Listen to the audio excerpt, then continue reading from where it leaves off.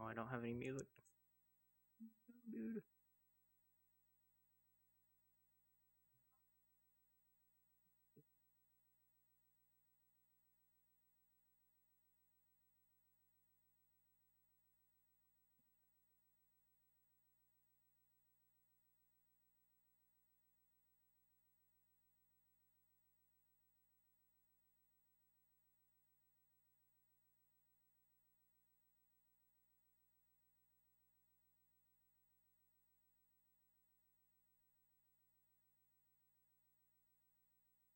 Apologies.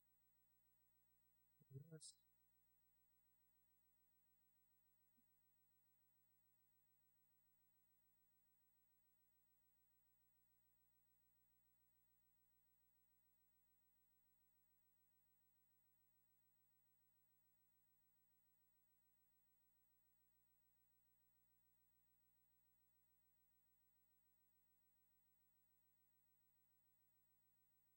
All right.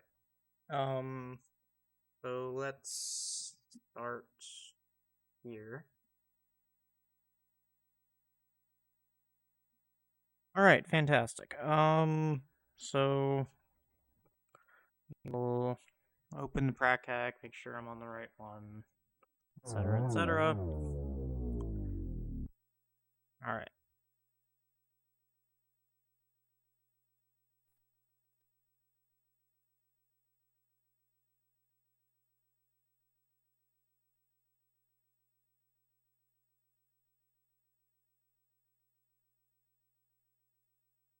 All right. Seems like button mashing is going fine.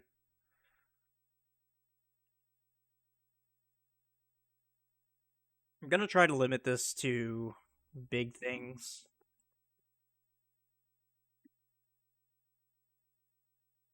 Um, Tiny little like couple frame saves. I'm not gonna really harp on that much.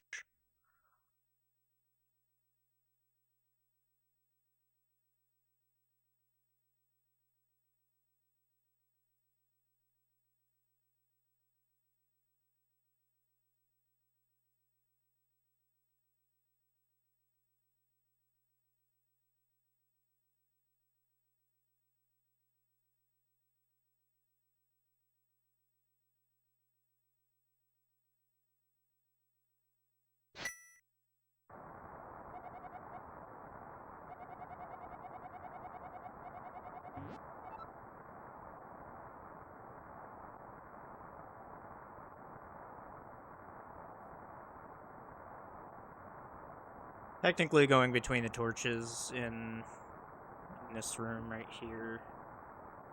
So like going through here is technically optimal because you get to diagonal here, and then you have the forced cardinal movement here, and you get to diagonal up here. Just a tiny little thing. Maybe save you about a third of a second or so. Okay, why are you not muted? Okay, here we go.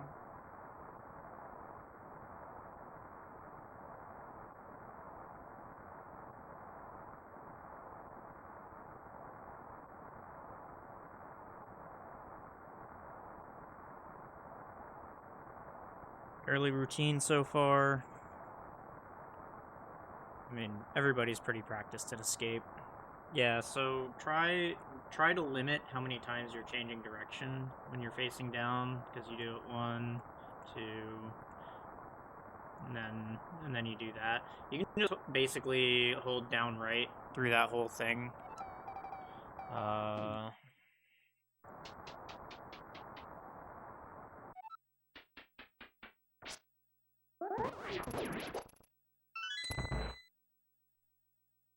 So you had this part right, but for here you can basically just hold down right through this whole thing until you get to that pipe there, and then you don't want to be going down. So basically just hold down right until you get to the pipe, and then if you overshoot it, it's fine.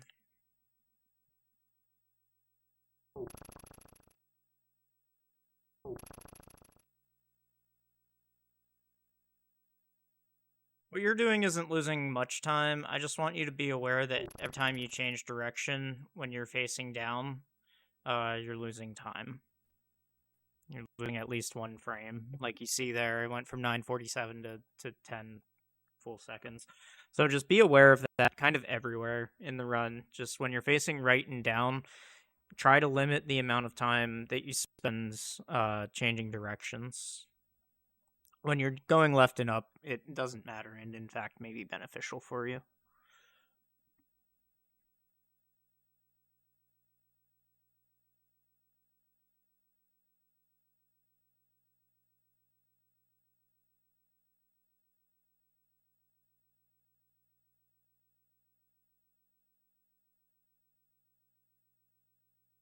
Yeah, so this is kind of the reason that you don't want to pre-slash your sword.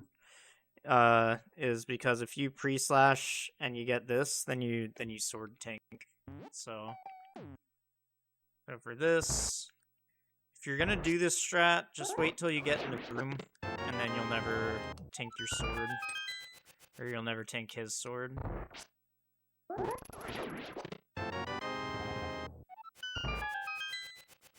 And like it's not like you lose time from it or anything, because if you pre-slash your sword like while you're in the door, like this, you don't slow down your movement at all. It's basically just for that chance that you could tank him. Nice swaggering, loser.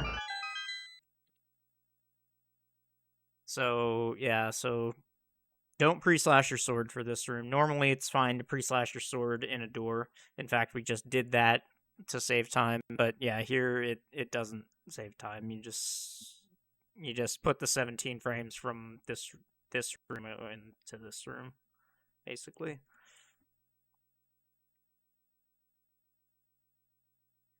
Okay. Believe in that boom throw a little more, cause right, like, so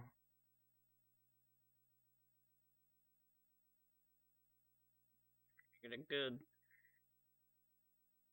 So I believe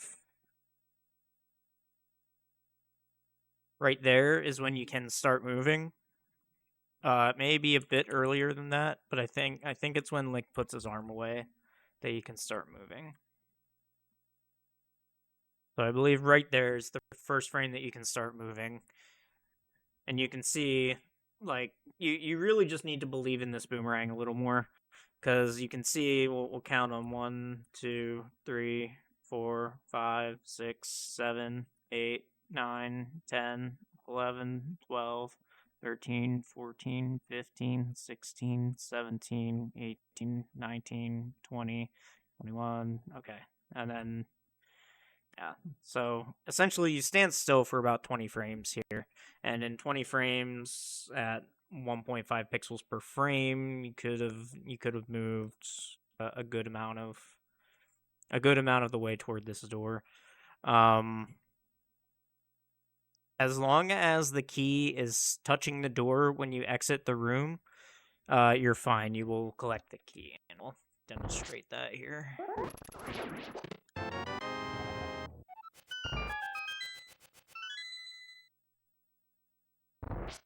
Good one.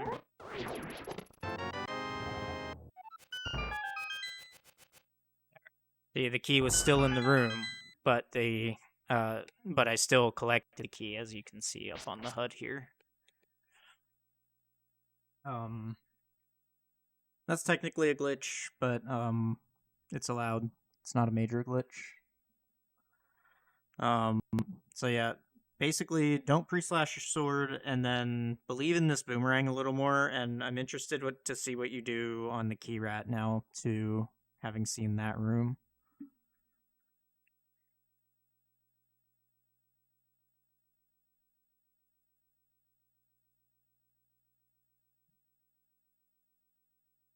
Now, it is possible to go too fast when you're collecting that key, but that's I wouldn't worry too much about that. Okay, one pot is fine. You don't need to.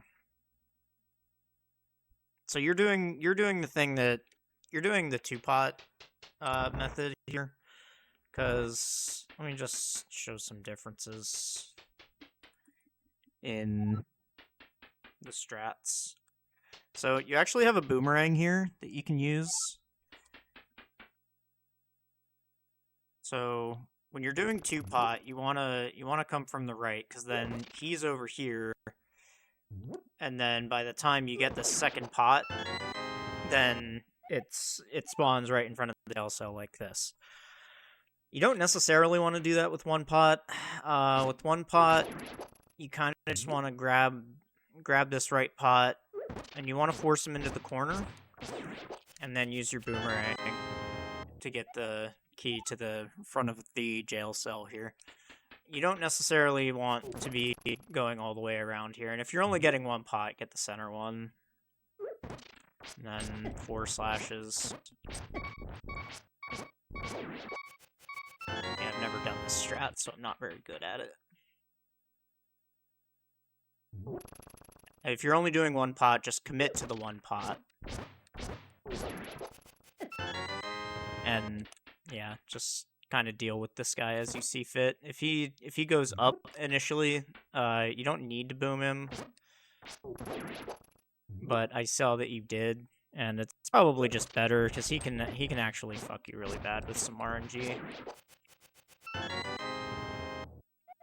So you kind of want to do something more like that. Another thing I've seen people do for one pot is grab the pot, and then instead of slashing 4 times, you actually charge a spin here, and then you poke and spin. But again, I don't do this strat, so I'm not very good at it. It's only, like, nominally faster anyway. Like, all it says is 1 sword slash, so I would just make sure that you're A, grabbing center pot if you're only doing one pot. B, use your boomerang, because you have it. And C, just try not to get hit. Sometimes you won't be able to help it, but that's how it is.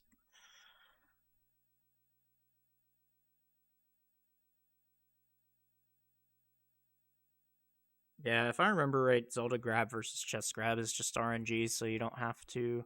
Yeah, okay, yeah, that's only a couple frames, don't worry about that. I'm gonna slightly skip ahead. Oh, never mind, I don't want to slightly skip ahead here.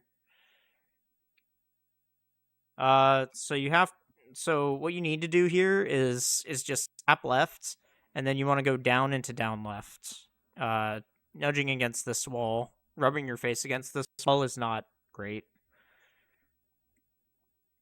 But again, it's like maybe a 5-frame difference. Yeah.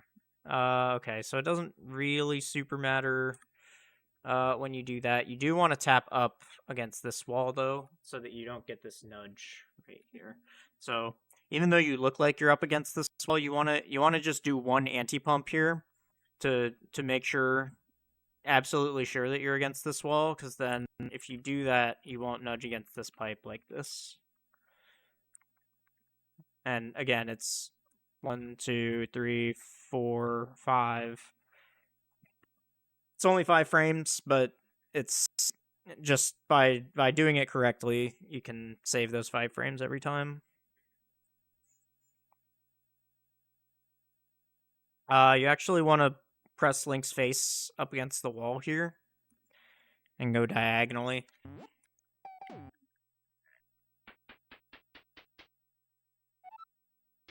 We'll test here. We'll test how much this saves.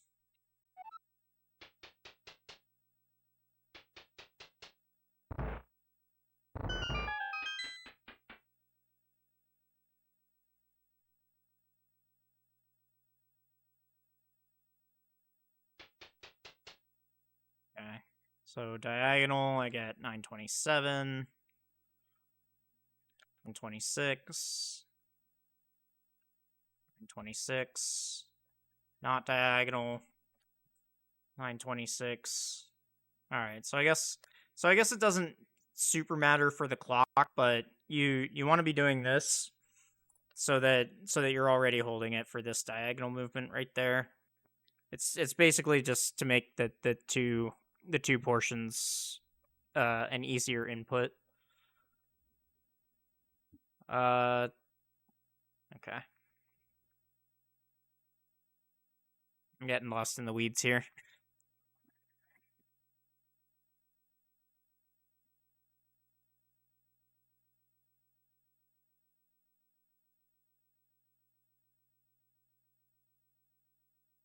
Yeah, so you've been hearing this beeping for probably close to a minute now.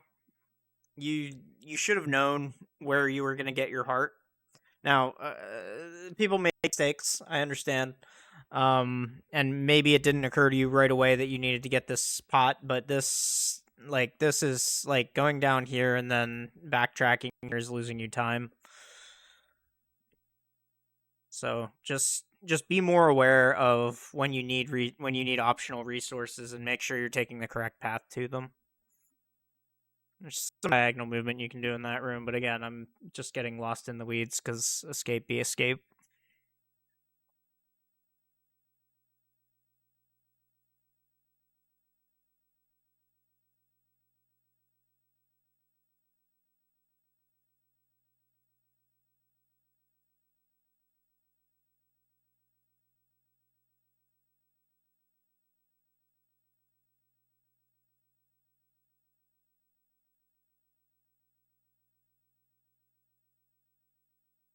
Uh, so here you're already at two hearts. You're not really in danger of dying, and unless you go for rat frames, you actually want to be beeping at the end. So you actually want to be down to one heart at the end of the dungeon, because that speeds up the old man or the priest text.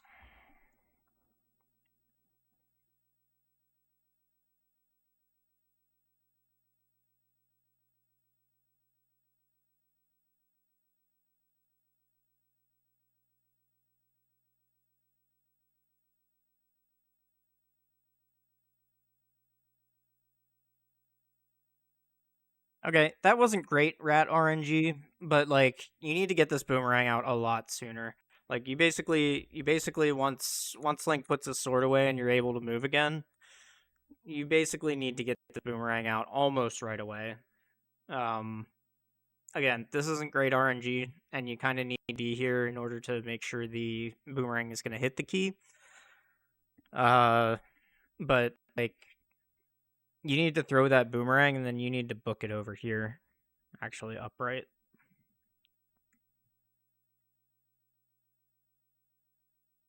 Because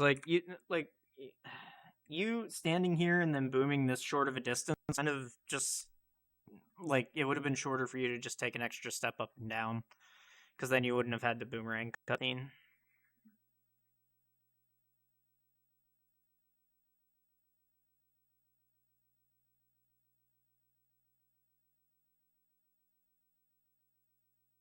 Yeah, if that so this is good here.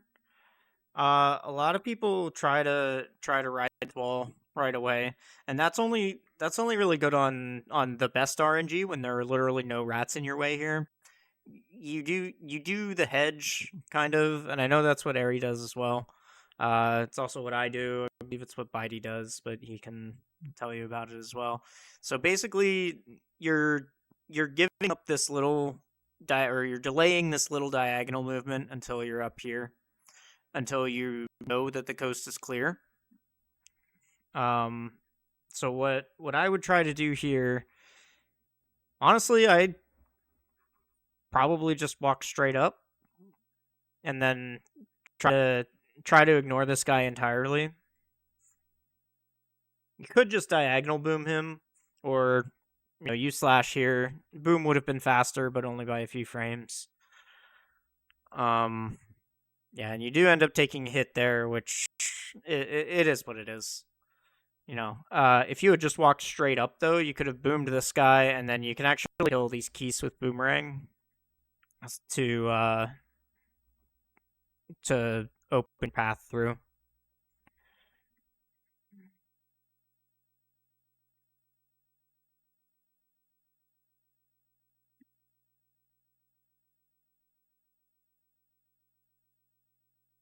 Okay, good rat RNG there. All right, so this lever, this one, yeah.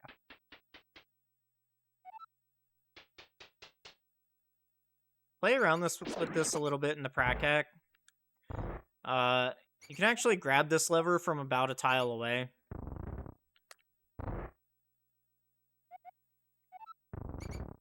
See how Link just kind of snaps to it?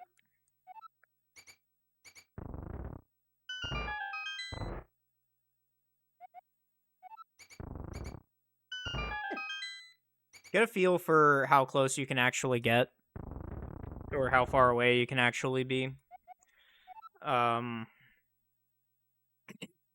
that just saves you an extra tile of walking there and back. Oh, not back, just a tile of walking there, since it just basically teleports you a tile. Okay, 606 is solid for your level. You'll keep grinding and it'll just go down naturally. I mean, there's nothing egregiously wrong you're doing there. Just kind of, if you adjust your ball and chain fight, I bet you'll take 3-4 seconds off that easily. Yeah, it's kind of a long path you took around the priest, but the priest can get a little sticky, so it's a long path, but it's a safe path. Should diagonal to those bushes.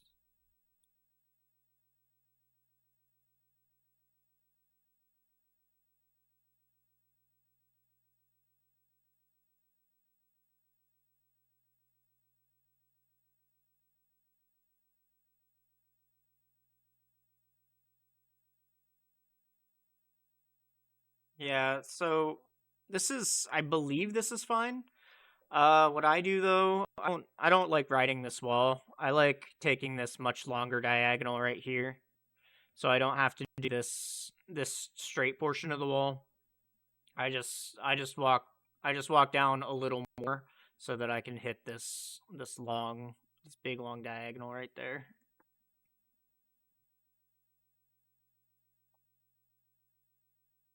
Yeah, so you actually want to take this path. It is a little dicey sometimes because Octrox can get in the way, but that's true of any path that you take. Because you see this path, it'll take you down. Like you have a fully clear path here, and then this path will spit you out here, which is closer to where you want to be, which is the right side of the screen.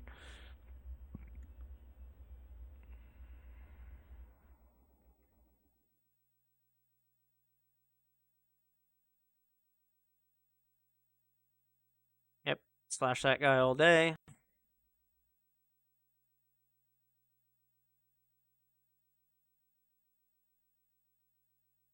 It's just a whiff. I'm not gonna comment on that. Try not to do that every time, but it'll happen.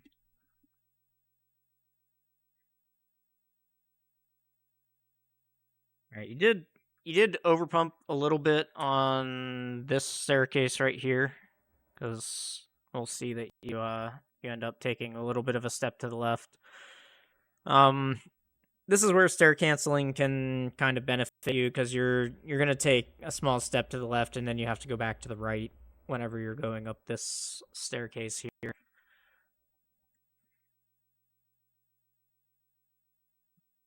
Looks a little loud. Yeah, so try not to. I mean, so pumping all the way up the staircase is optimal, but I would kind of stop whenever your shadow hits the top of the staircase, just so you don't overpump like this. because this little nudge right here, that undoes pretty much all of the time that you gain by pumping. So, like, try to stay flush with these staircases as much as you can.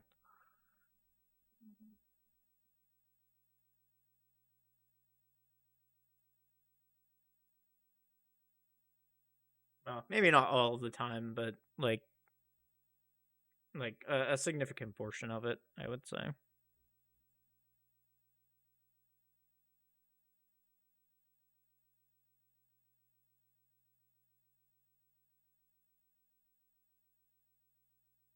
Yeah, that heart's pretty fast to get. I forget exactly how much it costs, but it's a very low investment, and especially if you're filling a full heart, you might as well just get it. Uh, I don't think you needed that heart. You could have done the rest of this dungeon on 3.5. Did you go a little high there? No, it was fine.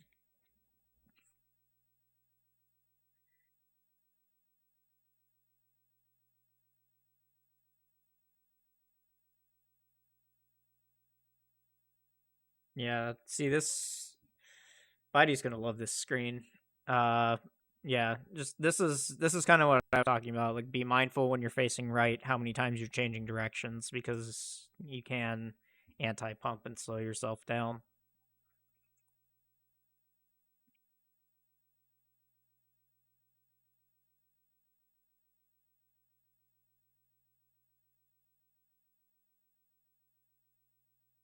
I assume you're getting Saha rupees, so yeah, slashing versus it's actually just better to boom the popo instead of slashing.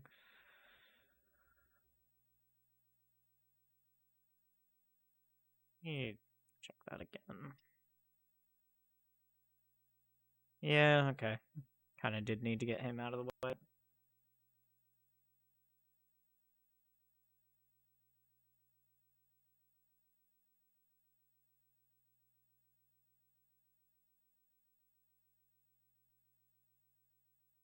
Okay. This is fine. This is kind of considered the back strat though, because it does more damage to you. So you actually want a damage boost off of the popo.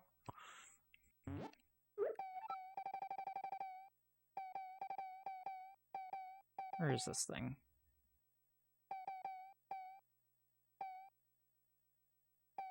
There it is. So what you actually want to do here is kind of nudge off of this pipe. And then when you get to like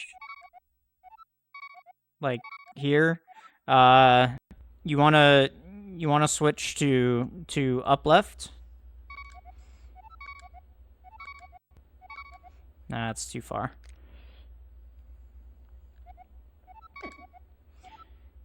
Yeah, so whenever you get to like about the corner of the pipe there, you want to switch from left to up left. Just a quick flick of the up, just enough for you to hit the popo. And then here, you want to let the damage boost carry you through to the pot.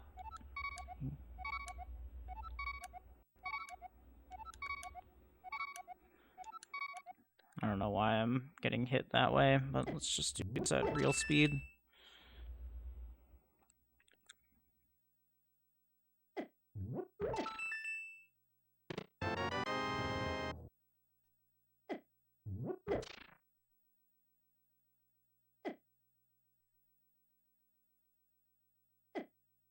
Can actually just overshoot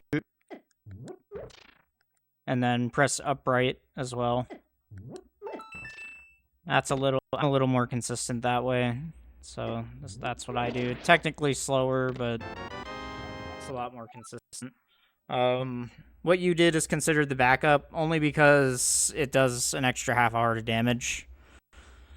And most top level runners will be doing this on 3 hearts instead of 4. So sometimes you just can't afford that extra half heart of damage when you're only in here on 3 hearts. So that's why it's maybe slightly better to boost off the popo. If you can't get that consistently, then you can just do the backup. It's fine.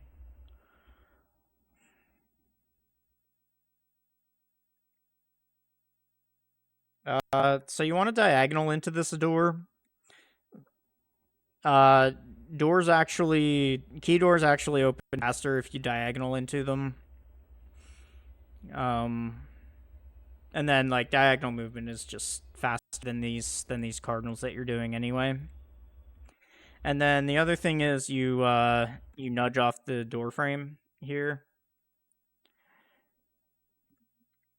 So what you want to do here is actually just tap right so that you're flush with the door, and then exit that way. Because 1, 2, 3. There, it takes 3 frames for you to get in the right spot to actually transition the door. Now, 3 frames isn't a lot, but if you're doing that in every single room, I mean, there are 550 rooms in NMG, and I hazard that 280 to 300 of them are inside of dungeons. So you're gonna need to do these clean doors a lot.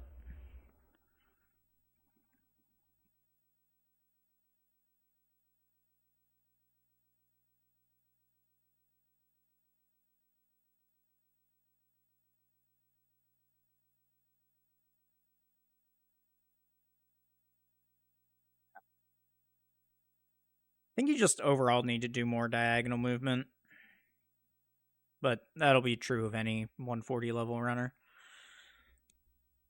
I know you were kicking this around before in chat.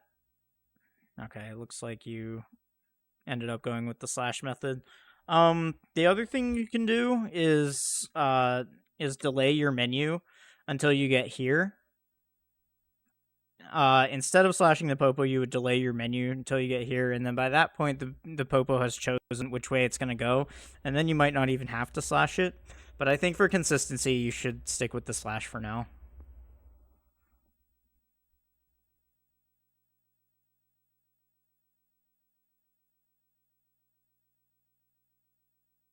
You got stair dragged there.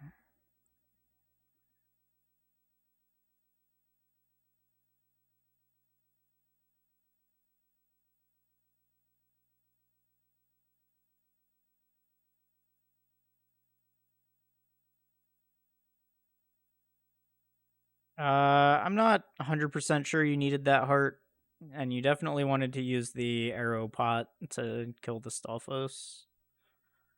You don't need arrows. 22 is fine.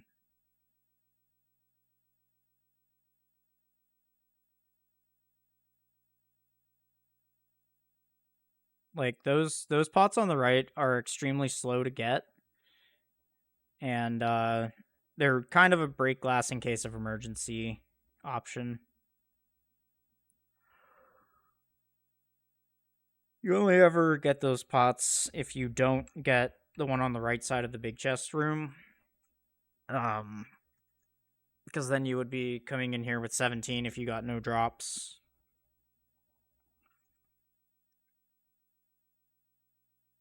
Oh, nope, nope, nope, nope, nope, nope, nope. Diagonal down, jump off here.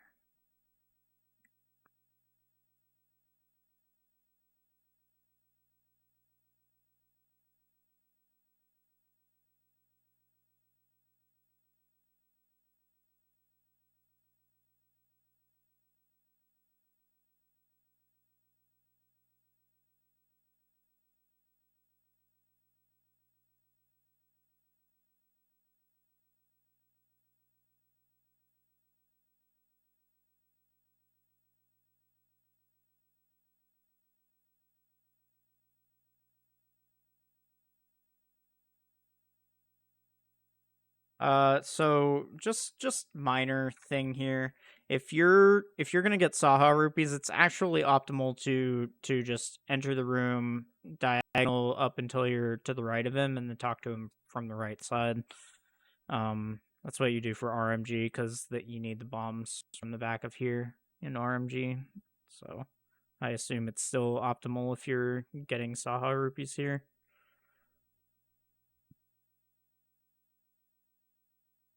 Yeah, and you want to just pull the right bottom and the top pot both, just so you can get a bit of a longer dash there.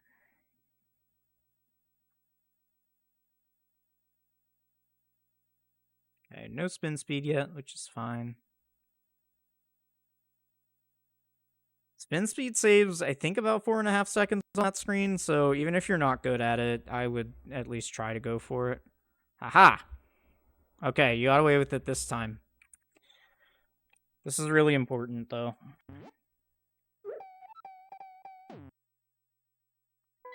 So, we're here, we're on this mountain. If you take this guard, you need to hit... He can hit you out of your dash. Like that.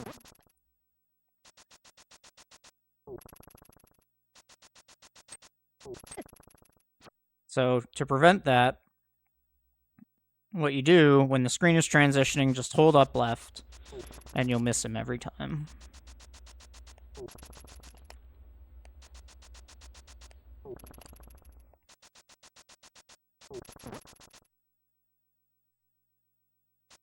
The other way can work,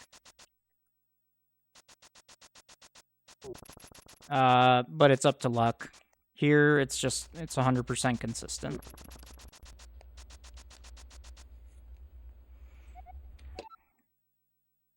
So you get away with it this time.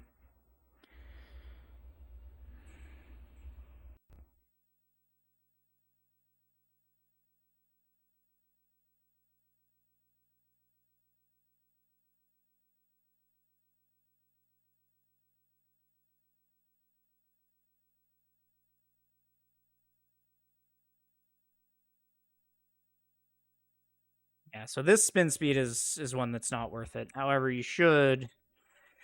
So, dashing through bushes is slower, technically, but this only slows you down for a frame. So you want to use this bush as a lineup for your dash here. Because if you go above here, you're gonna hit the corner of this slope, which can result in a slow slope dash. Plus, you're going up a tile when you don't need to. Yeah, and you want to cancel this before you get here. You want to cancel it because this is gonna bonk right here. So you want to cancel it maybe a frame or two earlier than this. And then you want to walk. And then you want to walk up, go in here, and then your dash line is here. Yeah, so you technically want to go to the inside part of the fence here and dash here instead of doing this pumping that you're doing.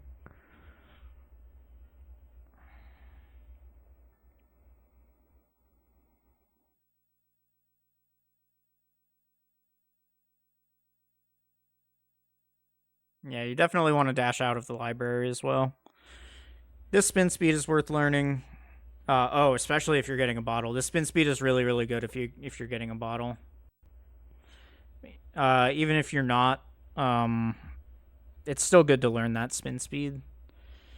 Even if your spin speeds aren't very consistent, that one's worth going for at least once.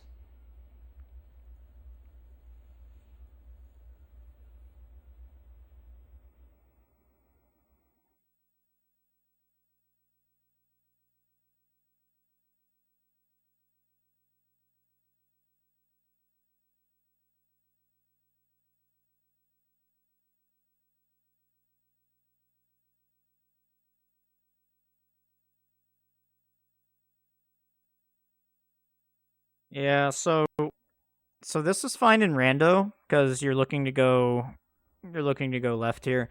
You actually when you're here, you actually want to dash all the way over here, and then you want to dash on the right side of this tree. Because what that'll do is let you dash all the way down. No danger of bonking because it'll put you right here. Well, I won't say no danger of bonking. You have to be fairly close to the tree, but you can actually go all the way down here while dashing. And then this aligns you perfectly with this notch here, and then you can just jump off the cliff here. See, here you have to jump down 2 cliffs because as you correctly As you correctly ascertained in that screen, it's not worth walking around to skip the one cliff. But if you take a better dash line from the village, you'll just naturally skip the thing. Yeah, that's a jerk. Yeah, if you get hit like 2 or 3 times, you should just abandon dashing. Just try going somewhere else. All right, so this screen is going to be a lot like that bridge screen.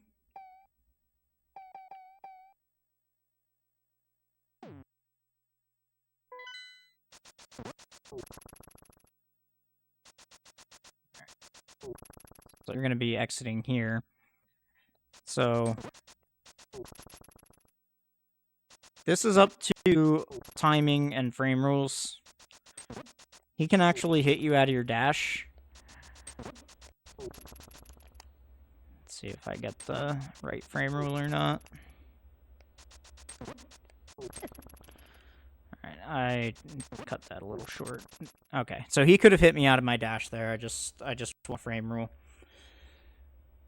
So the way to fix this is to just hold upright through the screen transition, and then you never tink his sword. You just knock him into iframes, and then he's slower to aggro, so you should be off the screen by the time he turns around.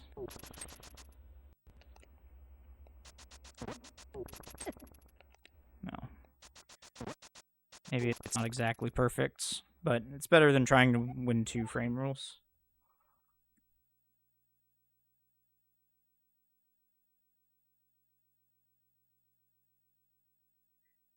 Very nice.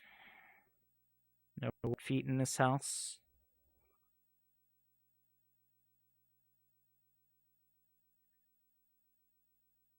So technically you want this path here. So it gives you the same slope dash, but you don't have to go down an extra 1, 2, 3, 4 tiles. Now 4 tiles at boot speed is whatever, but you still, I mean, and it looks like this bird is going to hit you, but it won't. Because, like, let's back it up to when you should have canceled. Okay, so this bird's coming at you right here. But if you dash to the left here, you're completely safe. You don't need to worry about the bird.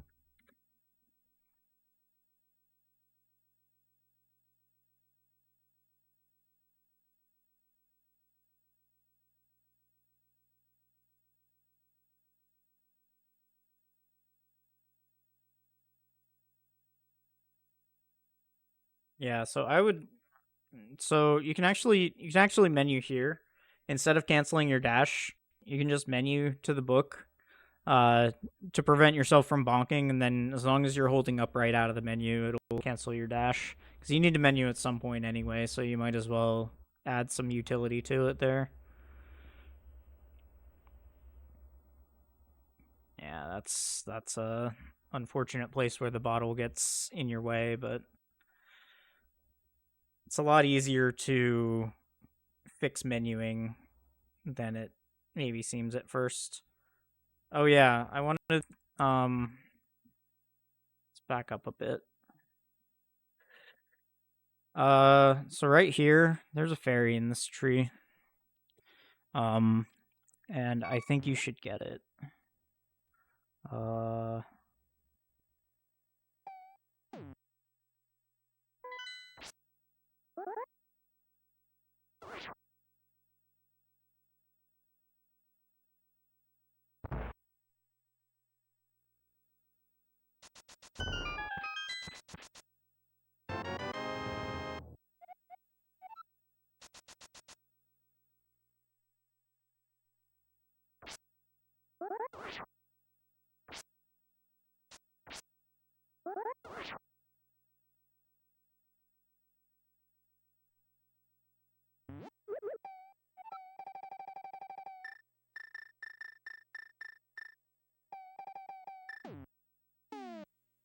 So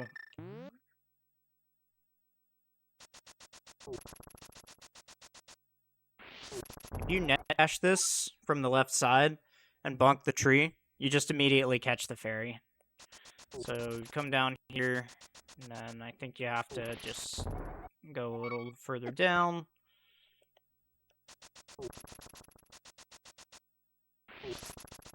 Something like that, and then that shouldn't mess anything up for you. Plus, this puts you on the net for your next menu.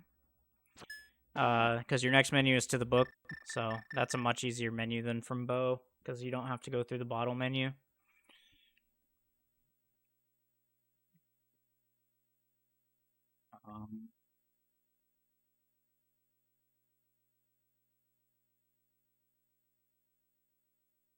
All right.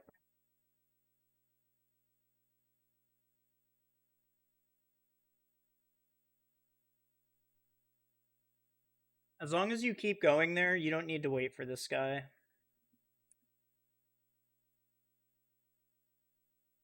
This guy is not really a concern. You just walk with the pot a little bit, and you'll be able to throw it and kill him.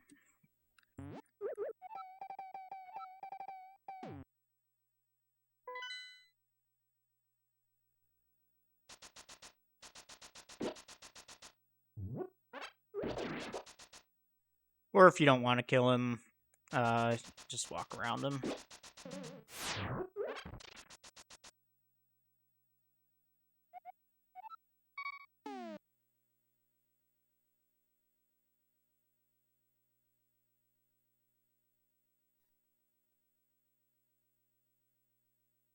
Okay, spinning is fine here. It's just you don't need to walk up that far to do it, because you're committing yourself to this much sword speed movement. You can actually hit this guy from pretty far down.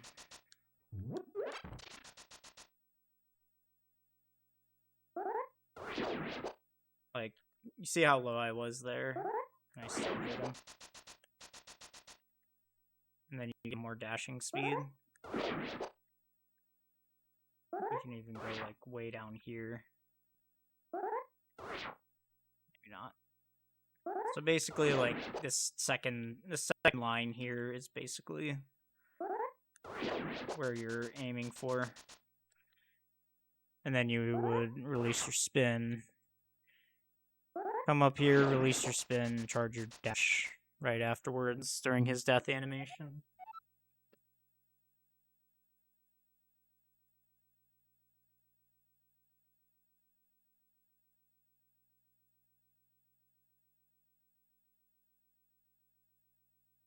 Alright, so there's two ways to get this key.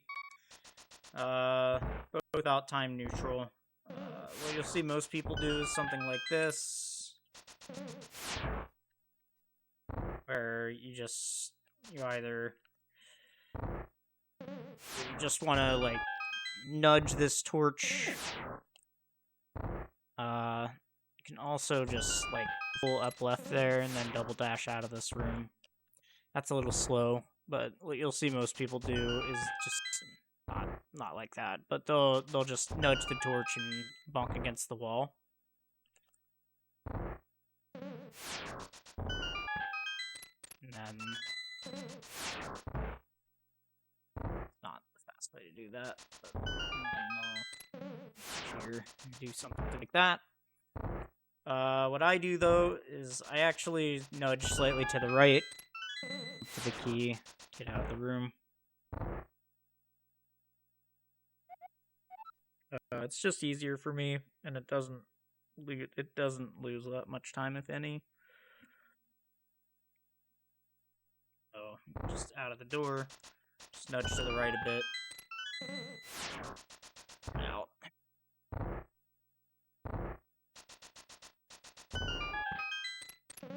And it's literally just that fast too. It's only maybe 1 or 2 frames of movement.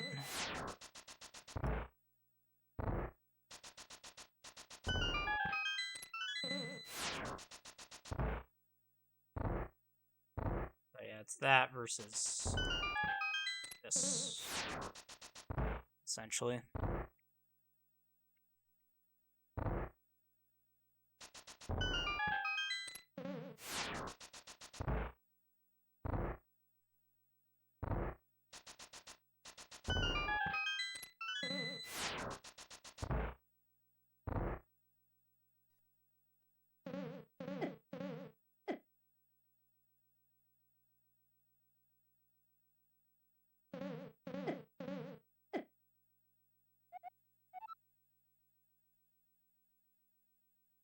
So you need to hammer the Y button in this room. Because if you really need to read your book. You're not really doing anything else in this room other than just like getting to this door. So read your book a little bit and make the not sounds for reasons. For legal reasons, book spam is a meme. Yeah, see here you get a big nudge into the store. Like you get a full door nudge here. And that's not great. What you want to do is just go cardinal left until you're flush against this door and then walk out. Back to the Popo room though.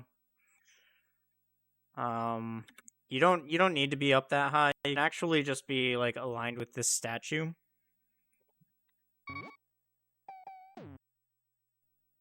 So from here, you can just get aligned with the statue and just slash up.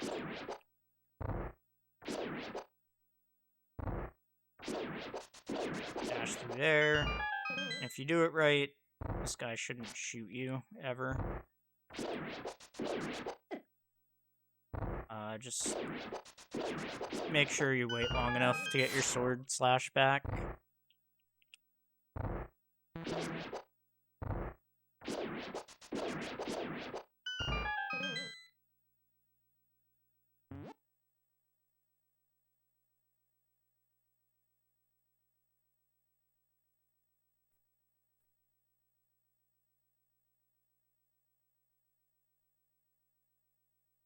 Okay, good cannonballs. Definitely spend some time in the cannonball room and like give yourself bad RNG sometimes. Cause you can lose a good bit of time there to not knowing what to do with bad cannonballs. Yeah. Try not to bonk.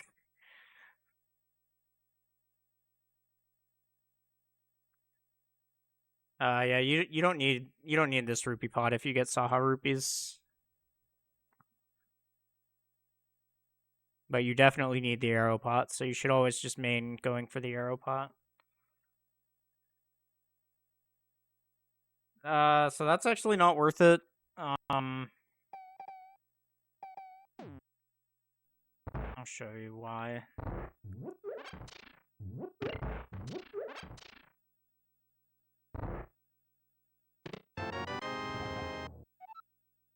If I remember correctly, these strats both tie, but one's significantly easier than the other. So if you go down here and you dash and you do this is 355.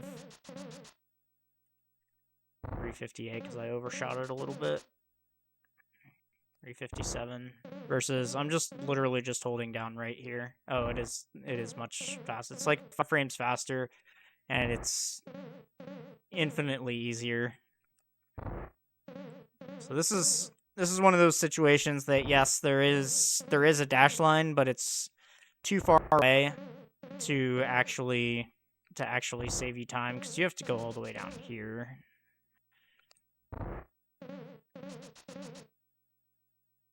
That.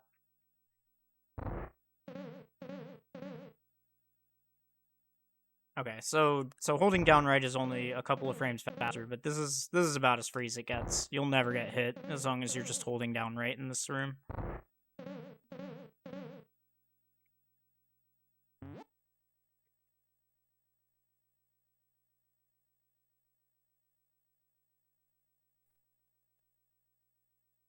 That just looked like you forgot where the dash line was. And then this is another reason to get that early fairy. Is because if things do go wrong, like they did here, and you were on half a heart, it's a lot better to just have that fairy in the bottle and know that you can refill it here if you need it.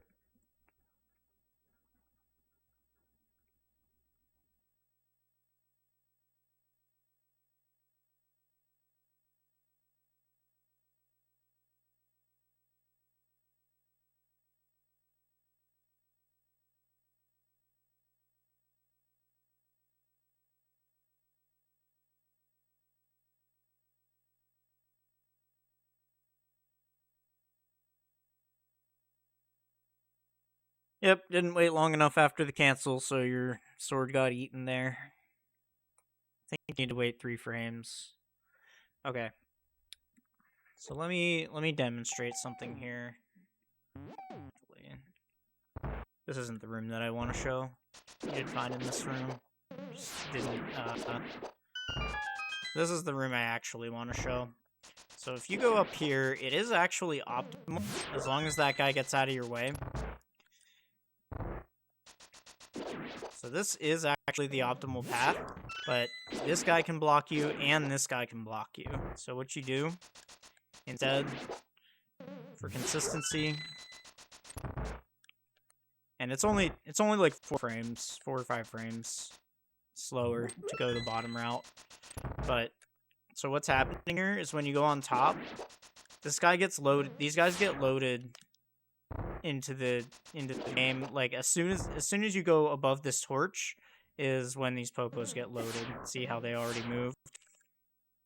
But if you go below the torch, the popos don't load yet, so you see they stand still for a little bit because they have a timer after they spawn before they move. See, they don't even move until after I have the key. So even though top route can be faster if you get lucky, I recommend the bottom route to remove some RNG from that room.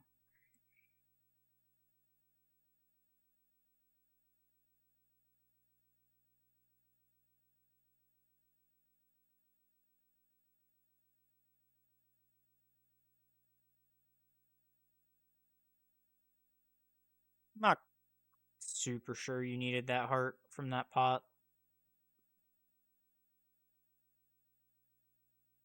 You're usually not going to take 10 hits. Usually you'll have killed Landmo by the time you take 10 hits.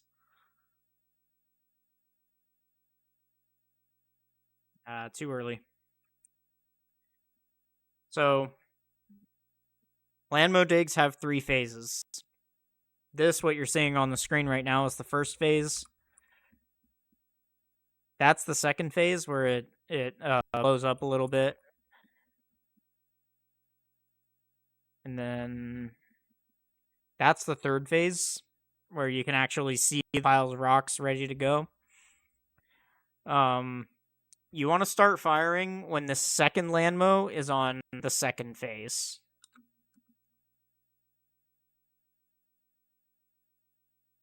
So you were just like maybe a frame early here. See, you're already in the bow animation, but this is the frame that you can start shooting on. No. Yeah, so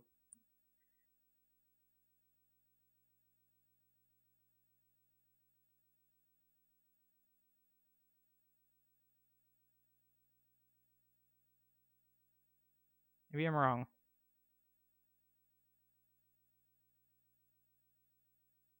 Yeah. Anyway, you were just a tiny bit early. You want to wait until you see that second Landmo mound, and you can process the information. Pretty decent cleanup here, though. You're gonna need backup arrows from somewhere, but hopefully you just get it on a drop.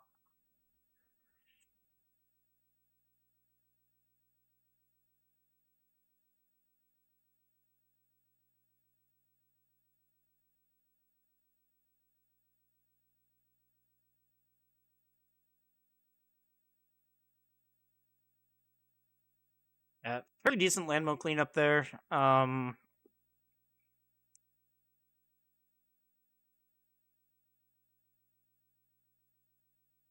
The beginning was a little scuffed, but yeah, just make sure you see the Landmo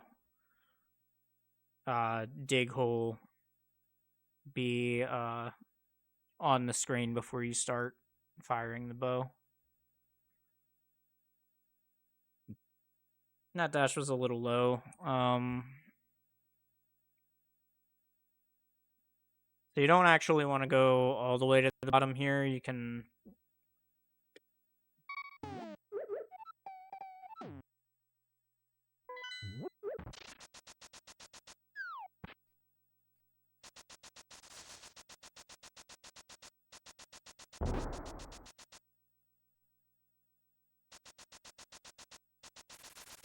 gonna try to muscle memory it here.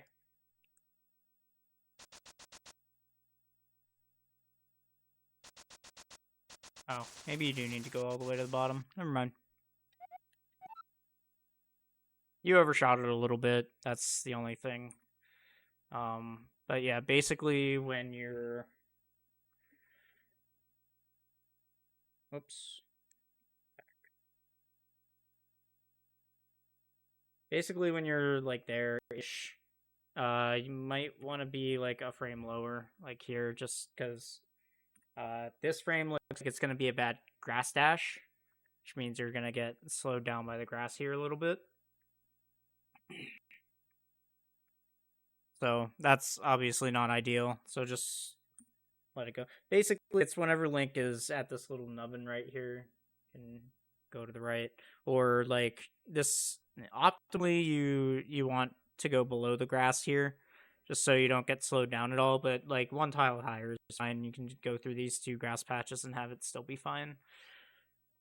You just like essentially what you want here versus what you did is you want to be either right up against this or you want to be on this line rather than going the extra little bit that you went there. Because now that creates a longer diagonal through the grass there. Okay, yeah, if you do that, you're going to get hit by that pickle every time. So, here's what you do here. Jump off, walk down, and make sure Link is going to align himself with this cliff. You can I overshot it a lot, but essentially you want to walk down to like here-ish so that you don't get that boost, but that's gonna be a little tough to line up. So sometimes you do get that boost there, but nudging on the mountain here is going to make sure that you're lined up against the bottom wall, which is something you really want for the next portion of this. So, where enemy spawn is not always fully RNG. Sometimes it depends on what part of the screen you transitioned on, like top, bottom, or like it's down to the pixels sometimes. Where enemies spawn. So, like, you want to transition on the bottom of the screen here, because that puts you on a good dash line so that you have a chance to be able to skip this pickle if he doesn't walk down. Whereas if you just go like full top here, you'll just always run into this guy, and then you'll either have to cancel and walk down anyway, or you'll have to run into him and take damage, which is not ideal. Harris split sucks. So basically, you want to align yourself with the bottom of this cliff here, like this. And when you're dashing past this, you actually want Link's shadow to be right up against the shadow of the cliff there. See, there's about a 1 pixel difference here. So what happened was, back when I dashed here, I hit the slope, and based on several factors, hitting a slope like that can cause you to get pixel boosted up by 1 pixel. Now see here, I'm fine. Here I'm in the right position. I didn't get pixel boosted, but in the other one I did. So what you do when you're dashing off of this screen, you see if you got pixel boosted, which I did there, and you can also just look during the transition too. And if you got pixel boosted, you need to hold down right through the transition to get back to where you were. If you did not get pixel boosted, then you don't need to hold down right. This gives you the best chance to not get locked by any pickles and to make this a really fast screen. Now, obviously, you're going to have to react to a bit of RNG here. And basically, it's just if those pickles take steps down. So I have to hold down right here to realign myself, and uh, then here I don't. And that guy's a jerk. And then you do your fake flipper from there.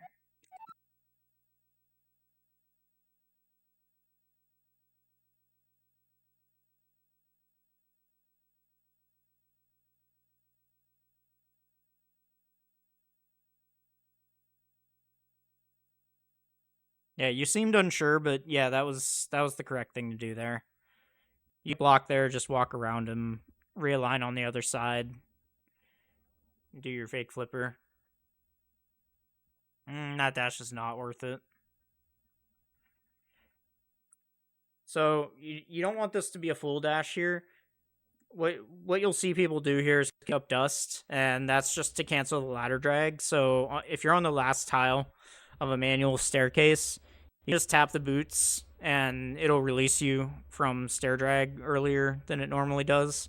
You just want diagonal here though, because it's not worth it to dash up there.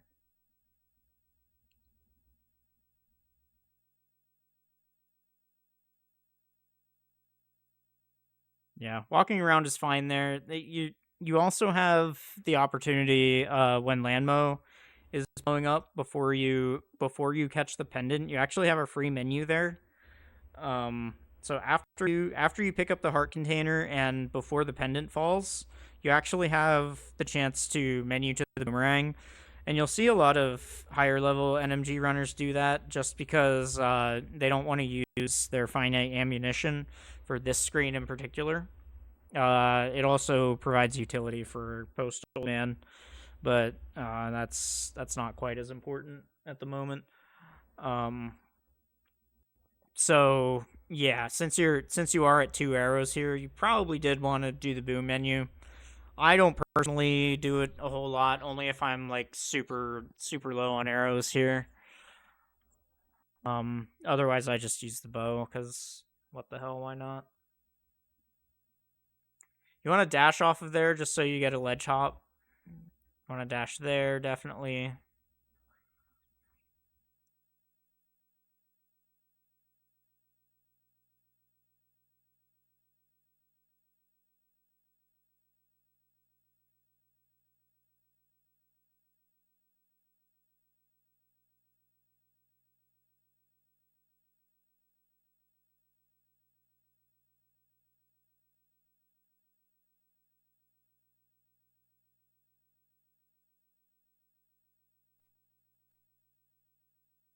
Okay.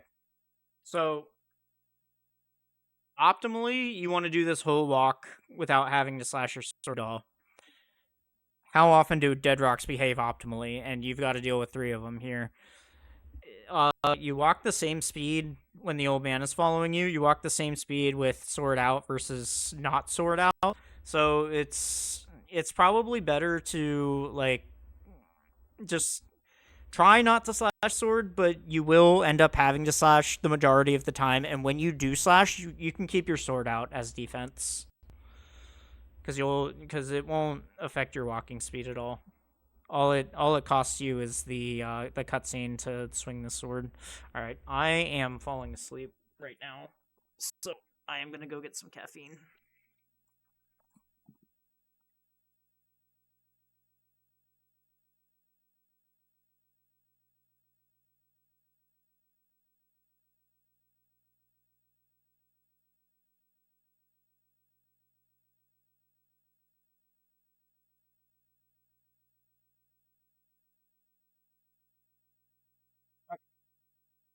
Have a mirror.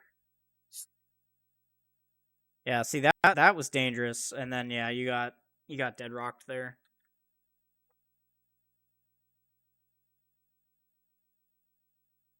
Yeah, you're in here anyway. Might as well take the health refill.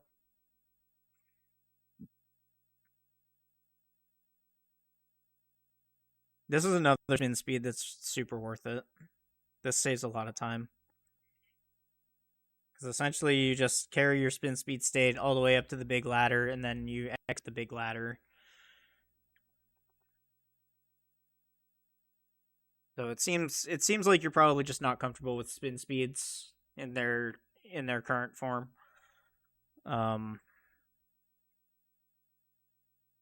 Which is fine. Like all things in time.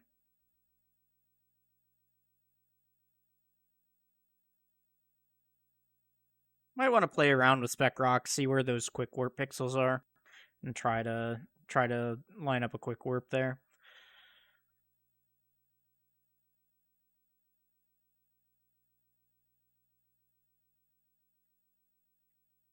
Yeah. I think that's good old I forgot where to go. So Air drag doesn't matter in this room, but just as a general rule, try to prevent it. Try to cancel it everywhere. Again, matters zero for this room at all because you have to wait for the tiles. So stair drag affects literally nothing in this room. But I've seen you stair drag in a few other places as well, and you definitely want to be canceling that. There's probably 120-ish spiral staircases, or probably less than that actually. It's probably like 80 to 90. But like you're losing what 15 frames on all of them, so try to cancel that wherever you can. Now it's not always 15 frames. Some places it's as little as 3, and some places like you're moving left or right directly afterwards, so you end up canceling stair drag naturally anyway.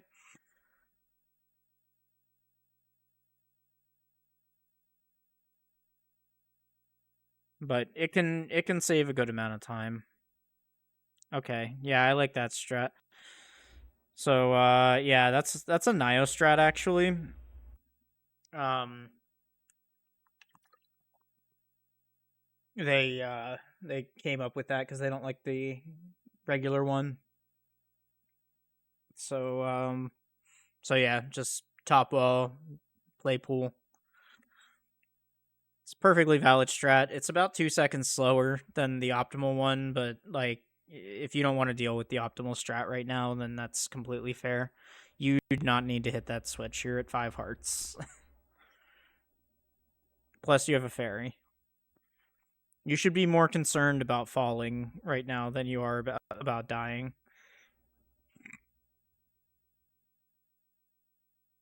That initial setup looked fine, but maybe it was a pixel too low. I'll trust you this time, but just make sure that you're paying attention to stuff like that. So, if you already have bombs, doing this top pot is technically faster, but there's a bomb under this middle pot that you're going to want once you do drop the Saha bombs. You're going to want this bomb right here cuz you're going to need it. So I would just for practice, and you're like, oh, you overshot this pot by so much, you're almost on this pot anyway. You might as well just take the extra step down, grab this pot, and grab the extra bomb. Okay. So you did do damage off the Kondongo, but let me see if they'll behave and make me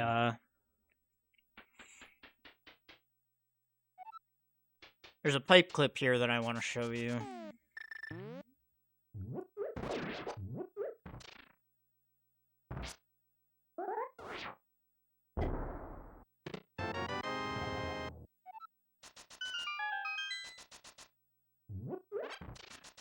And of course he doesn't do it.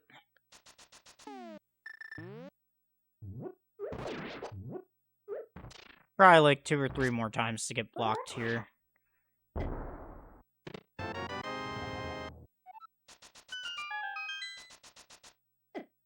Jerk. Of course not.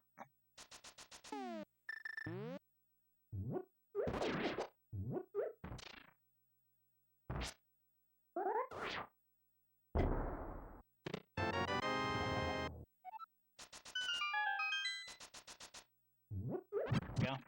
So kill that guy, and then you can actually get around this flame by clipping into this pipe. Or if he really is cooperative, you can just do this all in one fell swoop. Uh,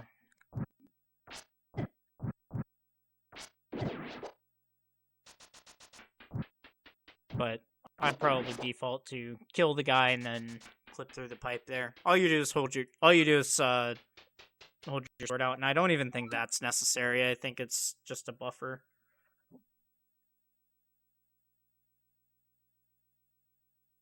You just need to walk into that pipe, and then you just need to clip one frame into that pipe and then hit upright.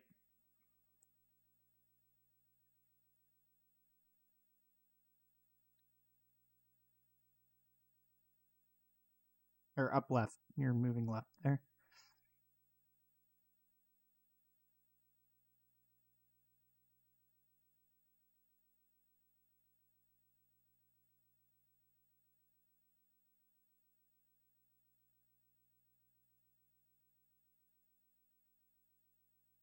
Okay. Decent instincts here. Getting knocked around a little bit, but that's fine.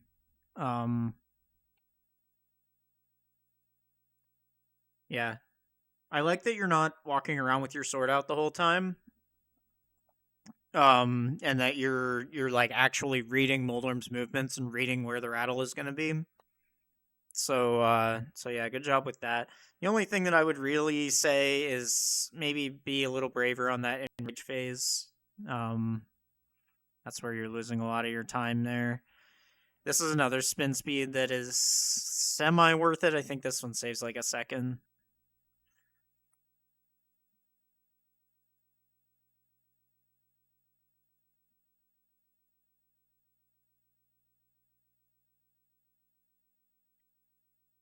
Oh, okay. So there's a pot down here underneath this first pit that has 5 arrows underneath. You kind of need them. Otherwise you have 0 arrows to spare here. Like you can't even use them for ball and chain guards. Like these arrows cost 2.5 seconds, so it's break glass in case of emergency only. But 2 arrows is a fucking emergency. Technically, you want to dash out of there. I don't know why. It just makes it faster.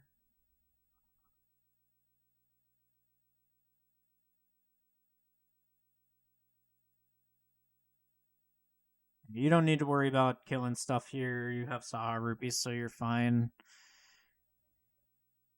Okay, yeah, you definitely want to practice this dash though, because there you're doing the right setup here, which is to nudge against this bush to make sure that you're aligned with this grid right here, because these are off grid, or technically it's complicated. Basically, you just want to aim to try and nudge off this bush to get gridded up like you are here. So this is perfect right here, and then even to the point where you even canceled in the right spot here.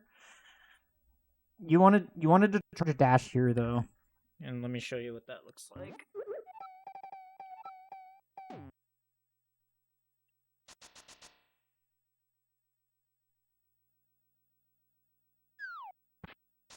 So I'm going to be doing this the tree pool way, just so I don't get bad muscle memory.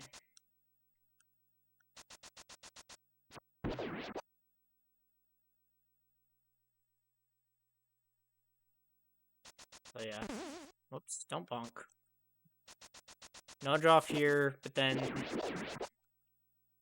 you want to charge a dash instead of slashing that guy. And you have plenty of time here. The window's pretty huge.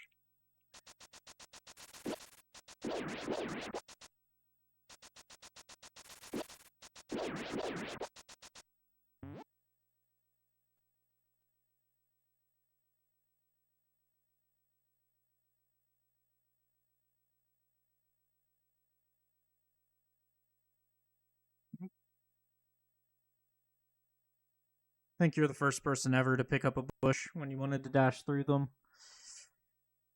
But real talk though, this is why dash turning is such a huge mechanic, and why I harp on it a lot, especially for newer runners, because you needed to dash turn here So you needed to start a dash here and then turn to the left, because up here, there's no bush that you can pick up.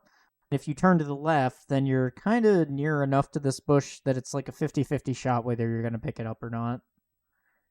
And you actually did some drift into there, so you actually did end up picking up that bush. But even if you had done that drift, if you were facing upwards, there's no bush to pick up here, so a dash turn is a lot better here. And that's true of a lot of places in the speed run. That's why dash turning is so important. You don't need to go too far out of this log here. Just like there is fine, and then run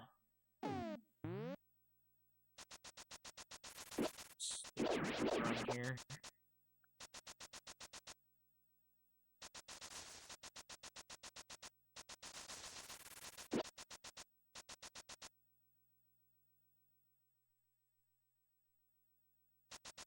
Just a little nudge, and then you'll get a slope dash off of there. If you go flush on, you'll bonk. So yeah, but if you just nudge one pixel to the right, you're fine.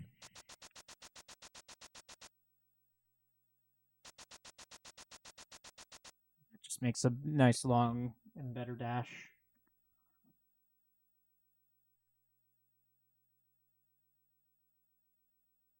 So another thing, this is what's known as long arms. You don't have to go up these stairs. These aren't actually stairs, technically speaking. But yeah, you don't need to go all the way up against the Master Sword to pull it. I want you to compare where you're standing. This is where I'm standing.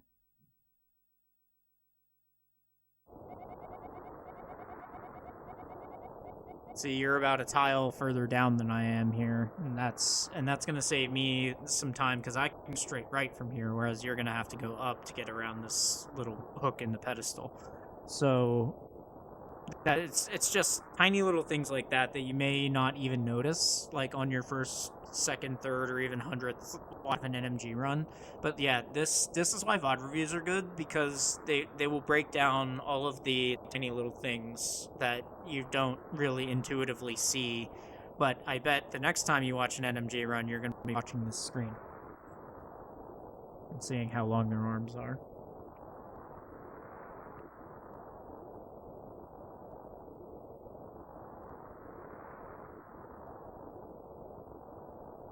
Yeah, you want to start that dash a lot sooner. And I'm seeing this a lot, where you're like drifting a little bit. I don't know if it's emulator stuff or like input lag or whatever, or you're just like not necessarily used to it yet.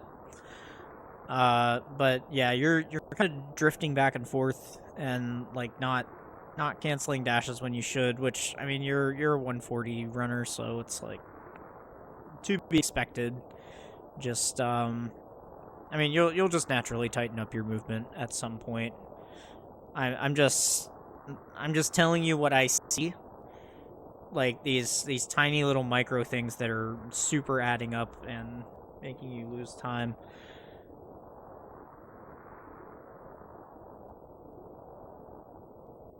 Too far over there.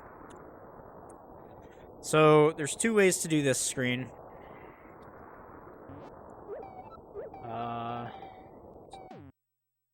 This one? Yes. So, yeah, you got this fence dash. And then this was right. But, so there's two ways to do this. You can either try to nudge this wall. And then this is completely safe. But the way that you did it was kind of a half measure. And it can be safe, but if you lose a frame rule here, which means 25% chance, you can get hit out of your dash here, and that's not good, because you kind of want to be at full health for this. So the other way, if you don't want to try to nudge against this wall, because there is a bonk risk there, you just go to the other side of the hearts in the path here, and then this is 100% safe. They're both time neutral. I prefer going to the other side of the hearts, just because you eliminate the bonk risk. But yeah, you definitely want to be one pixel further to the left if you're going to do it that way.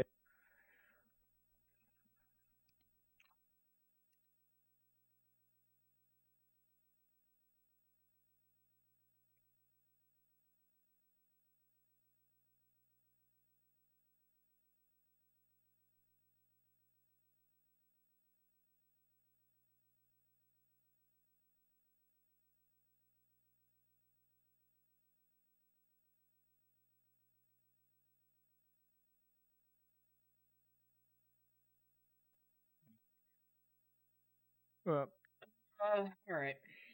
Well, we'll get into fairy skip here. The dinner bell strat is fine, only because you're kind of fucked on arrows. So not having to use them is actually kind of a blessing. But like, this is where you would make up that 2.5 seconds that it took to get those backup arrows, because this is the actual strat. 742 versus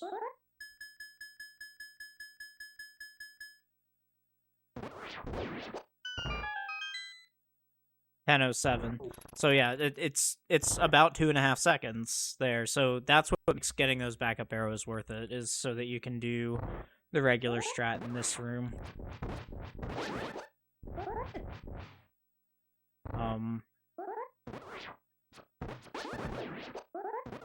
That's how you do it with sword beams. There's a way to do it without sword beams too. Like that. But what I really wanted to show was fairy skip. So these guys are in the fairy pack, which you will see. See, they dropped a heart here. If I get drops from both enemies, it'll be a heart, and then there will be a fairy that spawns. You want to make sure that you do not spawn that fairy, and in fact, in this room specifically, you want to make sure you don't spawn any prizes at all, because you're going to be killing a Helmosaur before hammer jump, and that's also in the fairy pack. So even if you get one drop in this room, the Helmosaur can still drop something, and then that'll be your fairy. You want to salvage this fairy until you get to Turtle Rock, because this is a no save and quit category, so you can't reset your prize pack drops unless you cycle through the whole pack, and you don't have enough fairy pack enemies on the way to reliably be able to cycle all the way through the fairy pack till you get to TR. So what we do, it's called fairy skip. Basically, you want to kill both of these guys with a dash, and if you have sword beams, you can just beam, dash. Oops. That.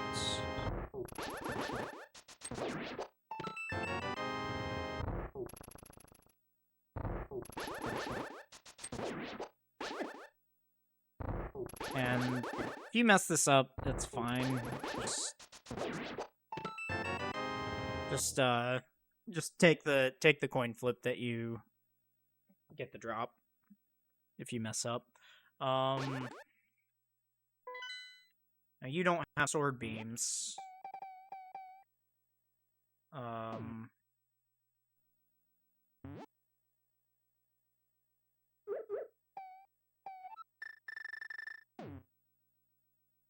So then this would be how you do this without sword beams. Just come to the bottom, slash, dash, and then you get your thing.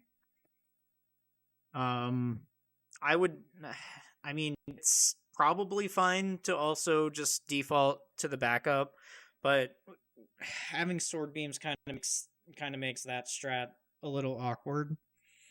So yeah, so definitely try. And then there's the other method of like triple dash, which is dash all the way. Just have to dash like all the way across the room so these guys can't hit you. So that one's the slowest, but it's also the easiest. So try as much as you can to kill those guards with a dash, because then they won't drop any prizes. That's the only dash you should do in that room, TBH. You'll see me especially do 3 dashes in that room. But yeah, the only one you really need to do is through that middle part to kill the keys.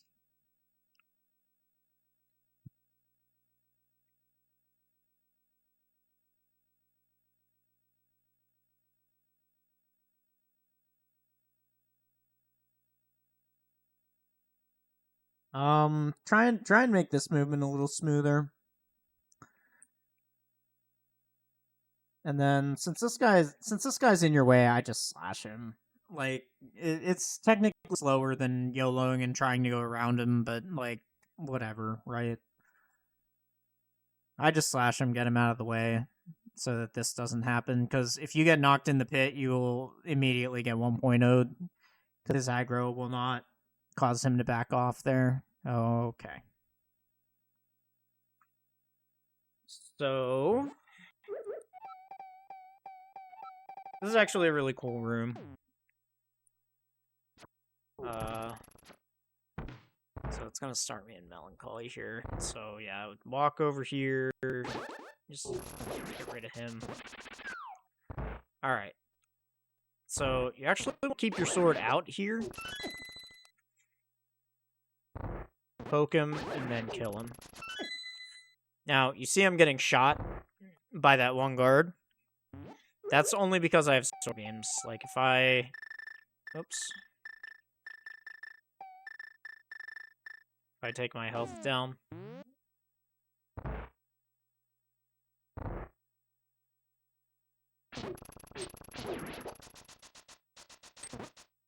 So, if I do this with no sword beams, that guy will come down there. Because he doesn't get aggroed until this guy gets hit then.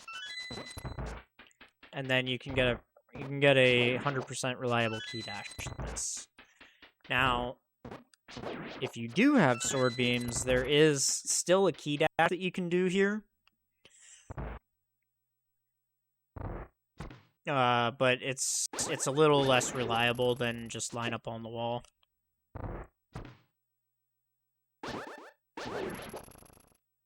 This is just hit the pixel rather than just line up on the wall.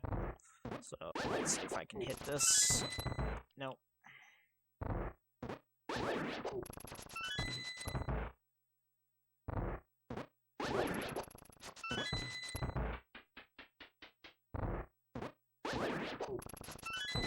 That it? No. Okay.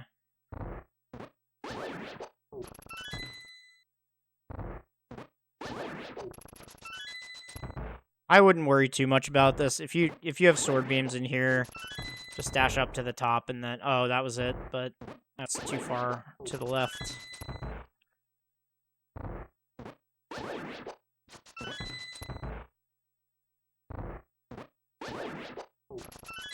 Might be it. Yep, there we go. So, But if you have sword beams in here, do the poke and slash, but, try to just cancel your dash, and then do that. The key dash saves, I don't know, 15, 20 frames, but, like, it's hard to line up, so you're, like, any time that you spend setting it up, you're going to, that's gonna cut into the time save that you could have had. Oh, nice raw dog key dash. See, this is a room where arrows would save you a ton of time.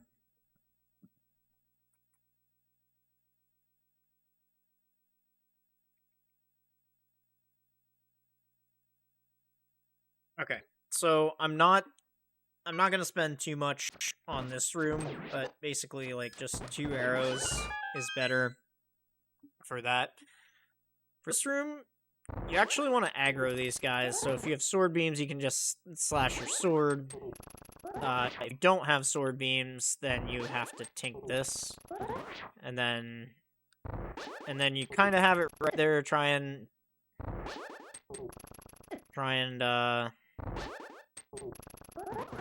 trap that guy there, and then just slash that guy down. Use some extra arrows if you have them, because you can just arrow and start a dash out of the room.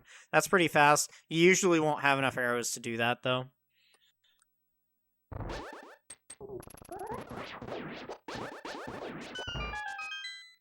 can also use sword beams if you have them.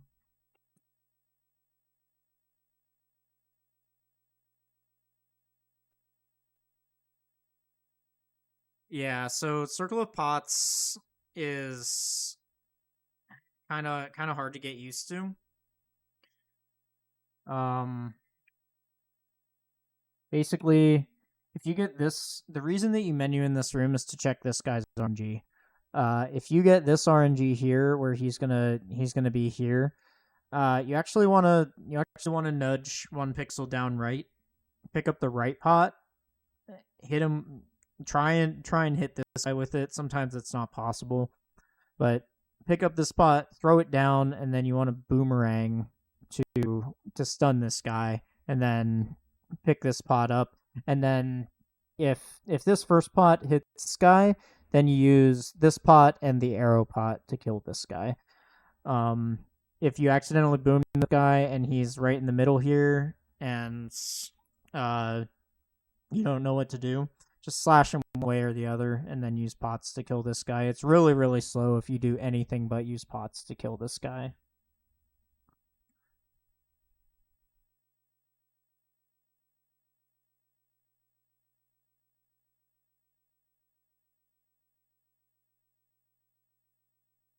And you definitely want to use your boomerang to retrieve the key, but sometimes that's just not possible.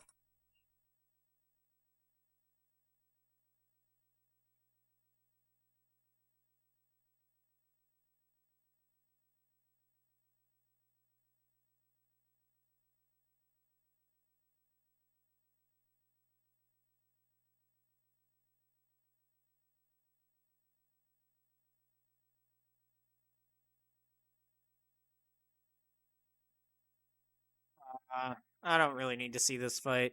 Just hit him toward the center of the room, because that makes his warps shorter, but I don't care how many blue balls you got, honestly.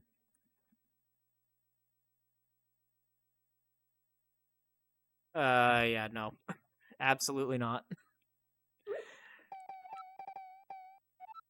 Alright. So I'm on the pyramid. What do? Well, gotta go fast. Dash down, hold the sword button, ledge hop off of here, and then you spin speed off of this.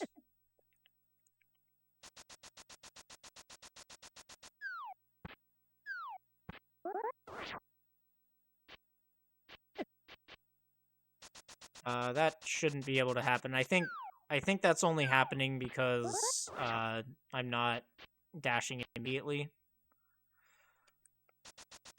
Because this preset starts with Link standing on the mountain and not stored up. So yeah, just dash down here. And if you don't want to do spin speed, just diagonal down the stairs, and then dash over here and do this. I will be right back. It won't be very long.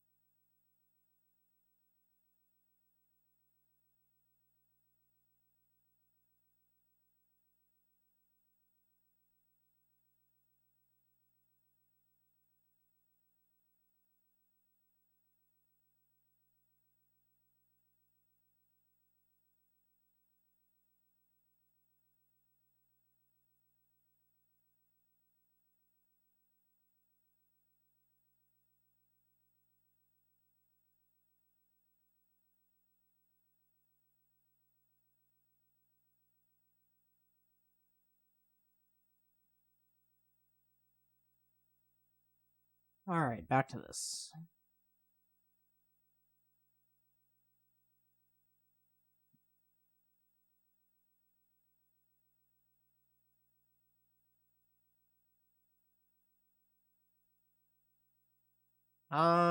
This is fine, I guess.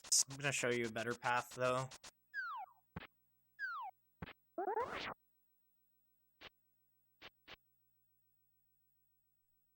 So, dash down to in between this line and this bubble right here. And then that's just a big long dash line.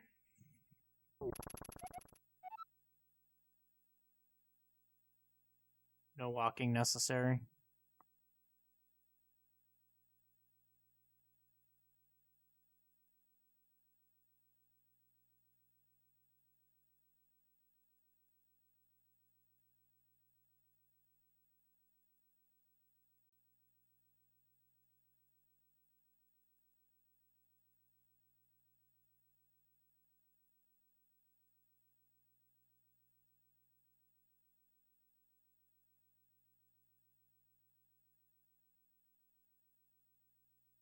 Yeah, so you wanna tap down.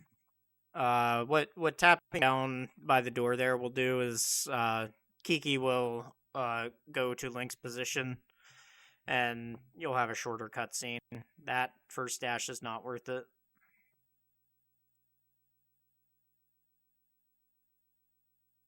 Technically, you want the bomb in that room, but since you have Saha bombs, it's not super required.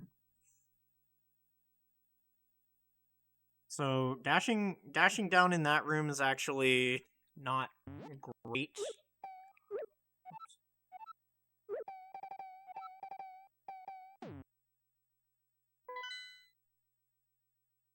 So here, don't bother dashing, just walk up and dash like this.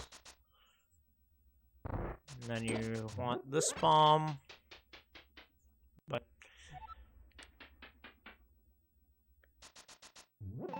dashing here, 758 versus just walking, 753. So, like, there are definitely times when it looks like it's optimal to dash, when it's really just not.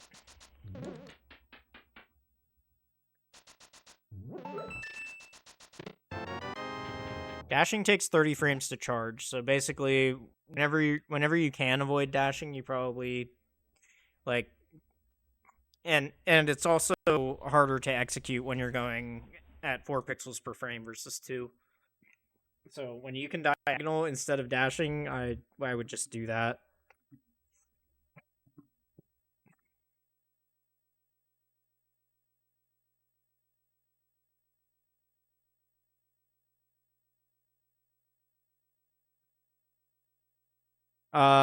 And again, this dash right there, not worth it.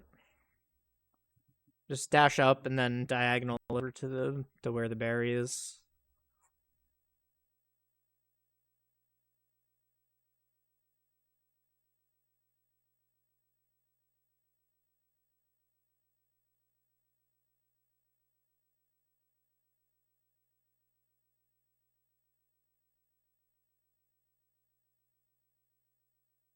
You could probably use the menu in that room a little better, but it's fine.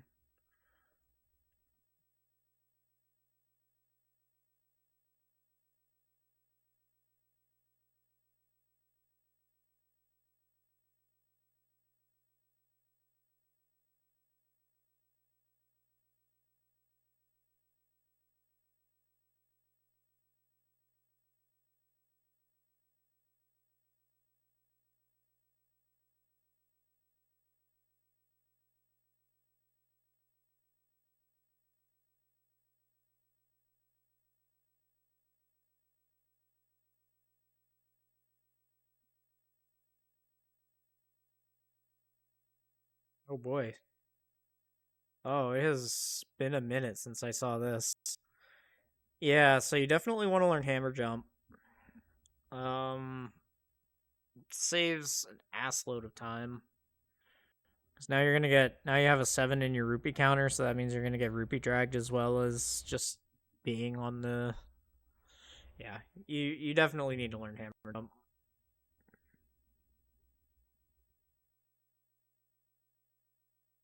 It saves approximately 1 asset of time. Like, even if you have to menu 20 times to set it up, it's still faster than this path.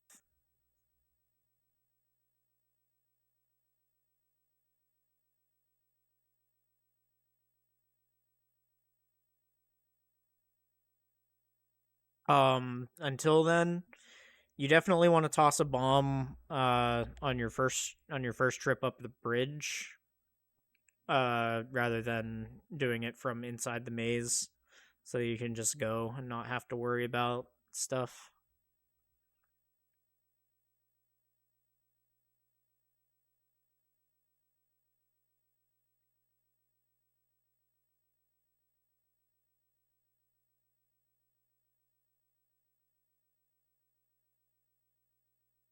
Yeah, don't try to dash in that room. Dashing is technically optimal, but it's really, really hard.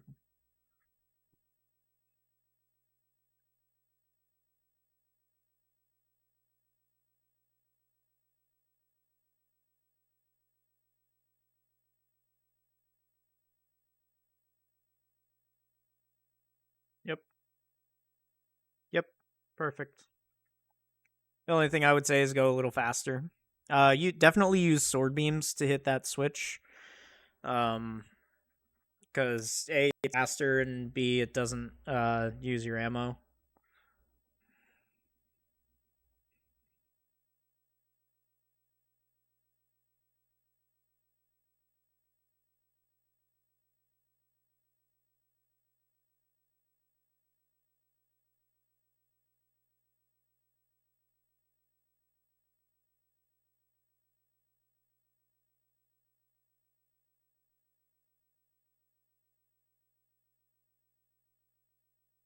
Okay.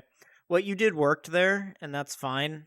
What you want to do though is nudge a little bit to the left, just like tap to the left when you're approaching the turtles there. It just covers more RNGs.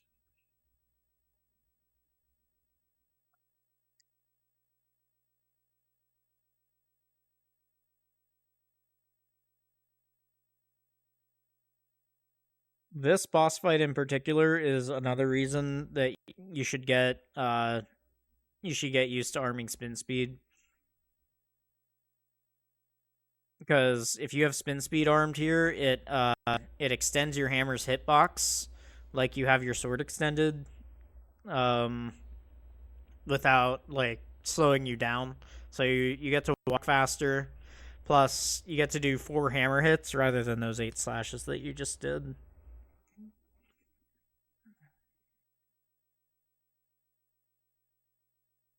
Yeah, so I guess I can show that while this is playing. So you'll dash in here. Arm spin speed here because you have room. And then now you can see I'm pretty far away from him, but I'm still hitting the mask. And here I can just hit him with the hammer. And it's a lot faster than all the slashes that you just did.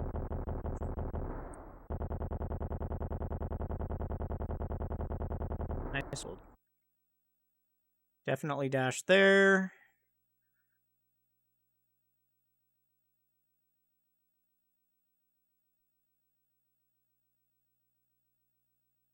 You want to dash inside the hedge maze, but like I'm red green colorblind, so I have trouble telling the green of the hedge from the green of Link's outfit. So I actually can't see that. I still do it anyway. I just kind of YOLO it. So you definitely in this portion here, you definitely want to align yourself with the right side of this hedge, because that'll take this Ropa out of the equation, and also it'll set you up to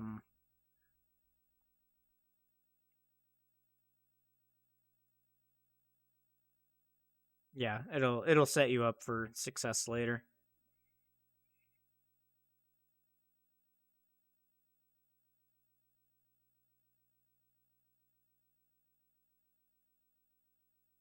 Okay.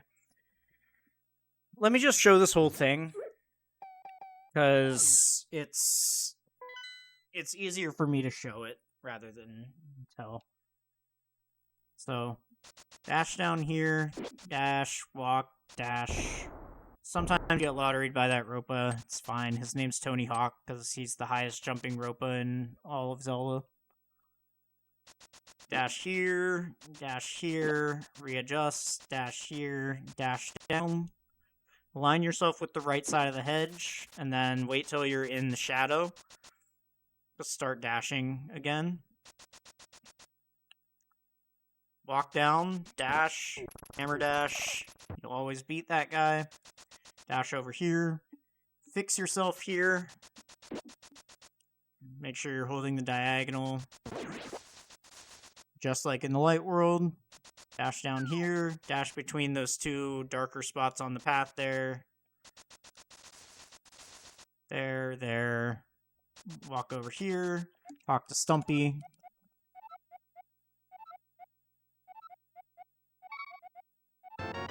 Hold up left out of this dialog box. Set up the quick warp. That wasn't a quick warp, but it's fine. And then Dig up the flute.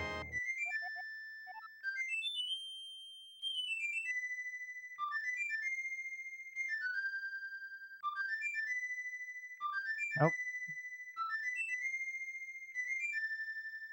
Yeah, see you're way off here, so you want to talk to Stumpy from the left because you want to go above him and you have to walk around him to the left anyway.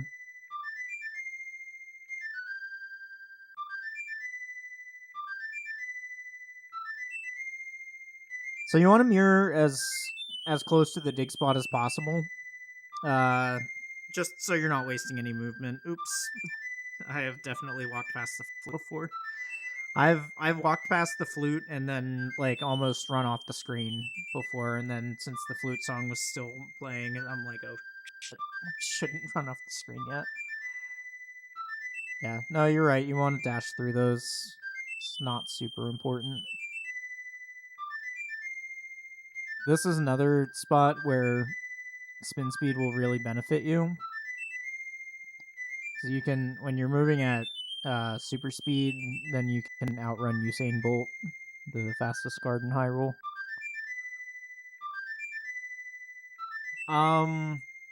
So I think you're getting powder here, so it doesn't super matter where you release the duck from.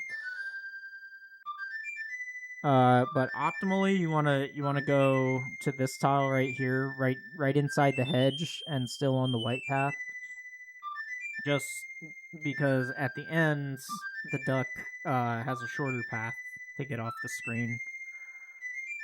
But if you're doing shopping here, then it doesn't super duper matter where you transition the screen. Turn that flute song off.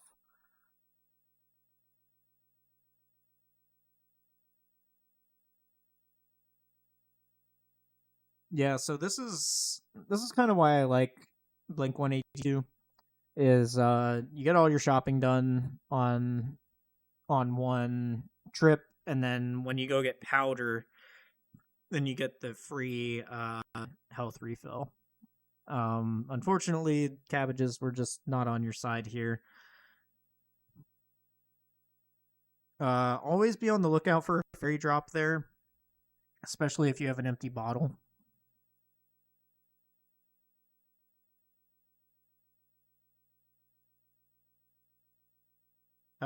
So you want to menu to the book when you're on this dash here, because you'll always be on the same dash line, and it'll always bonk on this rock here. So you want to use the menu to book here to stop yourself to from dashing into the rock. When you menu, you want to try to do two things at once, whether it's reading RNG, canceling a dash, setting up a dash line, whatever. Like you never want to menu, just to switch items. Like you want to switch items and do something else.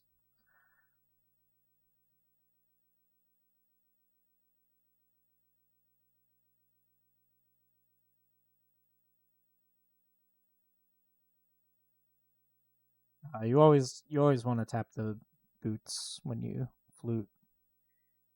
Technically, just makes it faster. That was an oopsie. That was an overshot. I guess your bottle is empty, so you wanna try to. You definitely want the powder here, so it's probably fine to take that. You're over a minute ahead anyway, so like just take the time loss, stay on your path.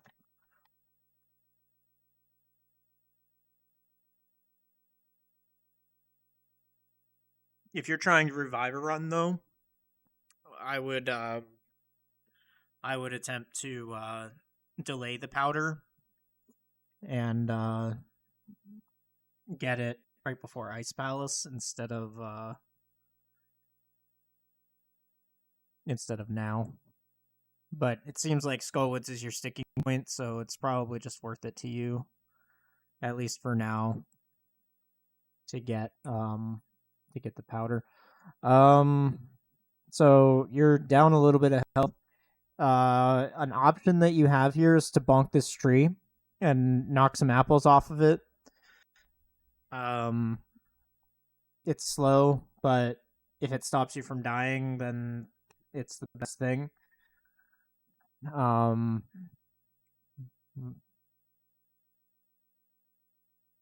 You are missing your fairy, but you can get it back in Thieves Town, which is kind of why the powder was just so crucial to go and get.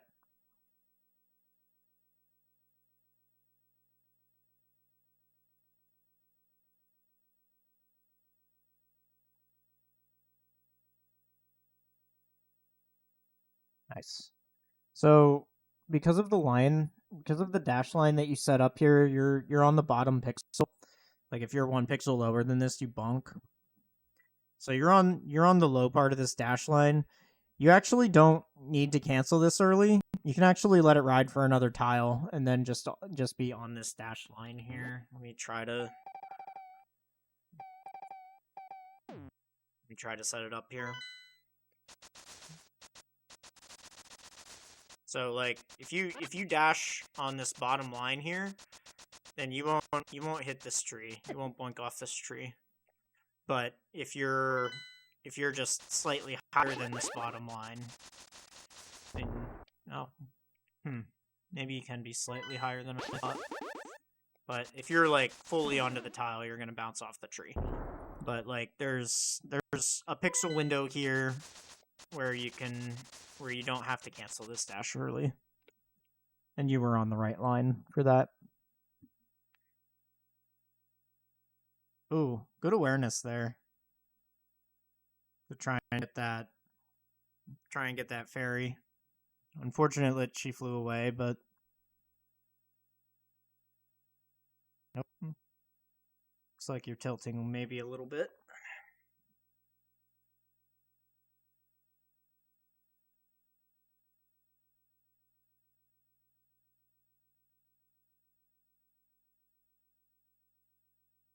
Only dash once in that room. The dash up is not worth it. Oh no. Oh, that's bad. It's not like bad, but yeah, having to walk through that whole room is terrible. Plus, you took damage, so now you're down to 5 hearts and everything. Like, Zazaks do 2, so that's not great.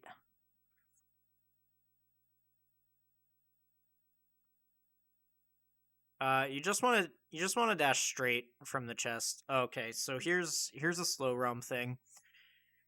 If this guy is on screen when you exit the auto stairs, your game is going to lag a little bit. You need to step up so that he gets fully off the screen before charging another dash.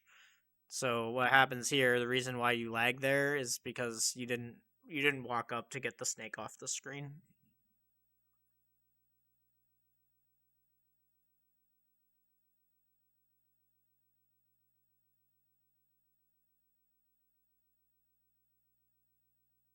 Yeah, so for that room,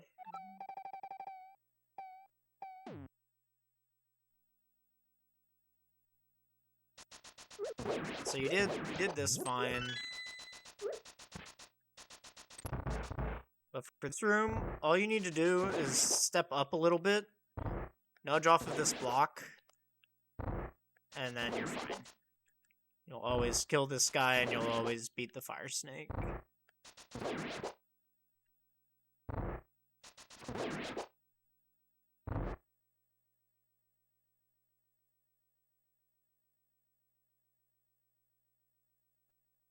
Definitely want to use boots more in that room. Nice. Fog. You want that on the way back. You don't want that now.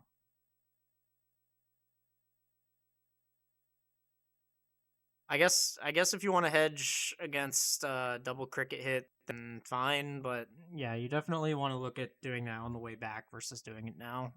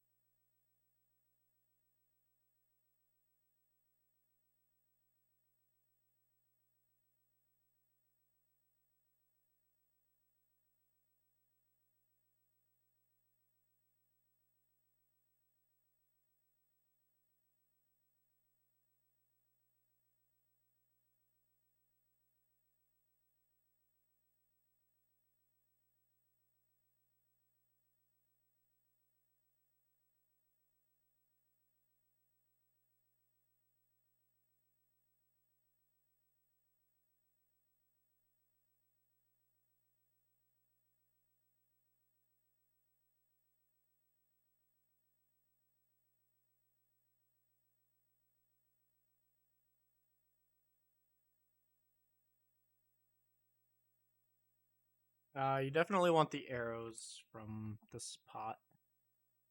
And this is why you don't stun him, because if you stun him and then kill him, uh, or I think you have to collect this prize for him to not respawn like that.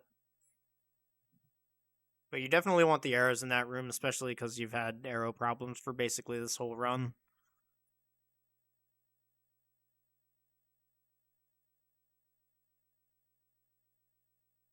You're gonna feel those arrows missing when you get to Mire. Even though I know this run won't make it to Mire.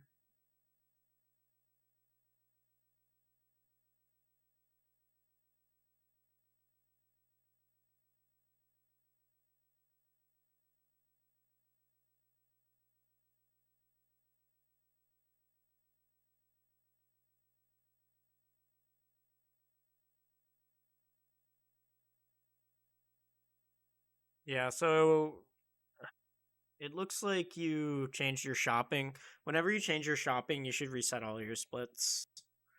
Because being plus 2.5 seconds to a gold doesn't help anybody. Set new golds with the new route. That is way too high.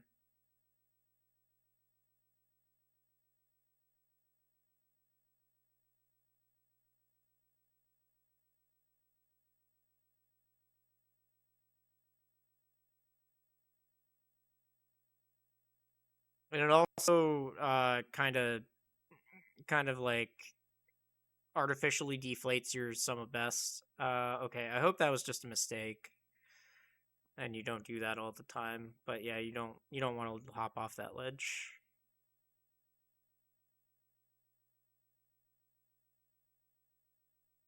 But yeah, I think you should I mean, it's probably fine now. You should probably just delete your thieves gold until you should probably just like delete your all of your thieves golds at this point because I think you did PB at some point with these splits.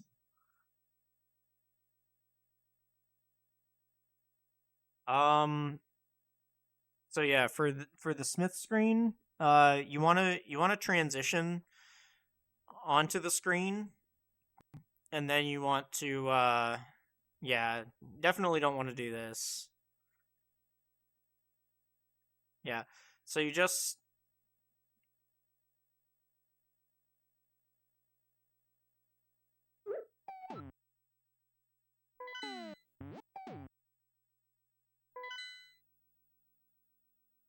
so pick up the frog.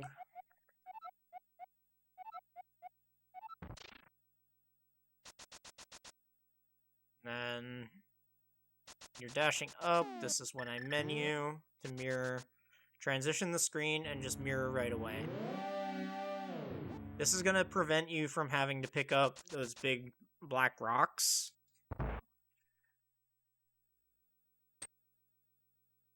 Which are really, really slow. You'll save like 5 seconds that way, I swear.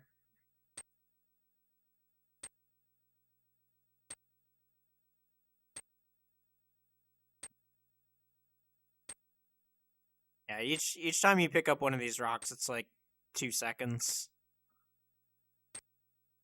If you're not gonna try the fancy fence dash, you wanna dash here on the path, and then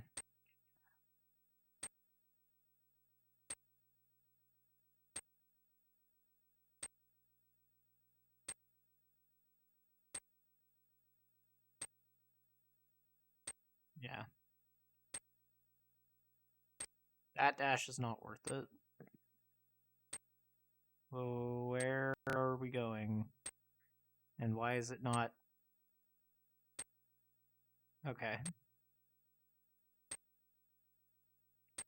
Yeah, so it's actually faster to go this way to Skullwoods. Run out the top. Run in here. And then go this way. Rather than taking the extra screen and the brick pickup.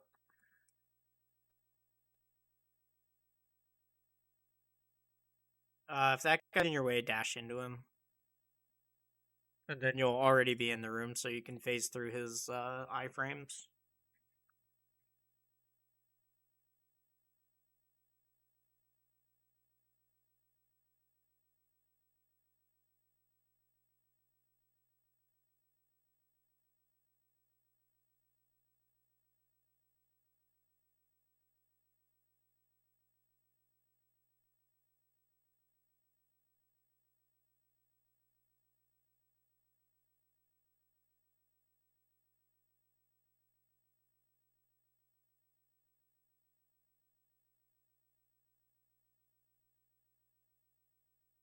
So it's actually not worth it to menu to mirror here, because then you have to menu again, and it's a much worse menu to get from mirror to fire rod.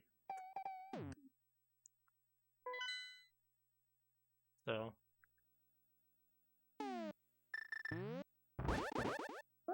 bomb jump, get fire rod, deal with moldarms, and then you actually want to fall in this pit, because that'll put you in iframes, so you can just walk through that guy. Now you're a little low on health, but I think you still have a fairy, so you can afford to take the extra hard damage. Maybe not.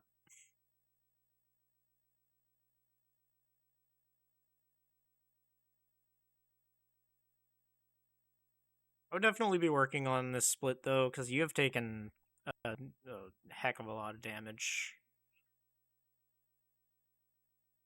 So this is kind of what I'm talking about when you're menuing. So you need to be on fire rod here, a lot of people will do is they'll use the menu here to stop Link's dash and to also make sure that he's not hit this spike when you walk up. That dash is not worth it, just diagonal from there.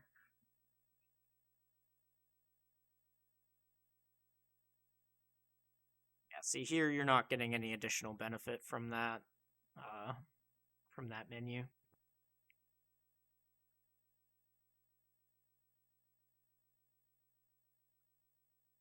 You want to try to do two things at once as much as you can. Okay, it was probably worth it to just do Ring Around the Rosie. Get a couple extra hearts there. Takes a couple seconds, but like at this point you're in survival mode. Okay, well that's not great, but if you can get your bug net out in time, you can replace that fairy.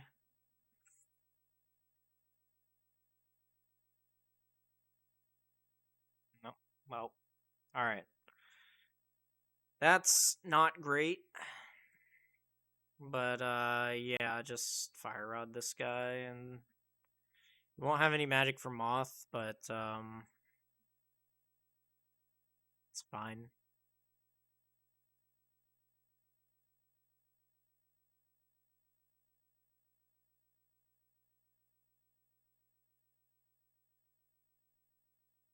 Okay, yeah, so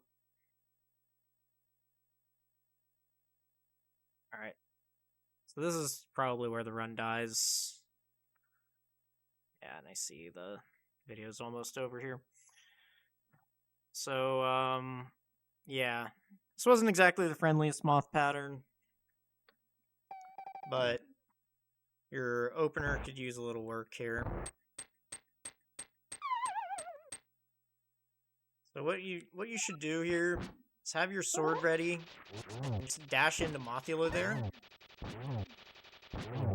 Because sometimes you can actually get 2 hit for the price of 1 here. And then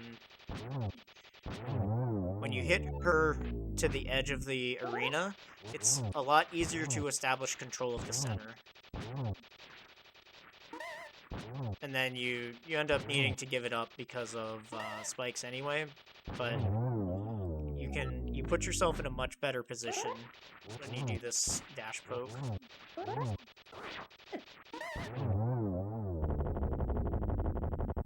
So yeah, that's basically all I've got.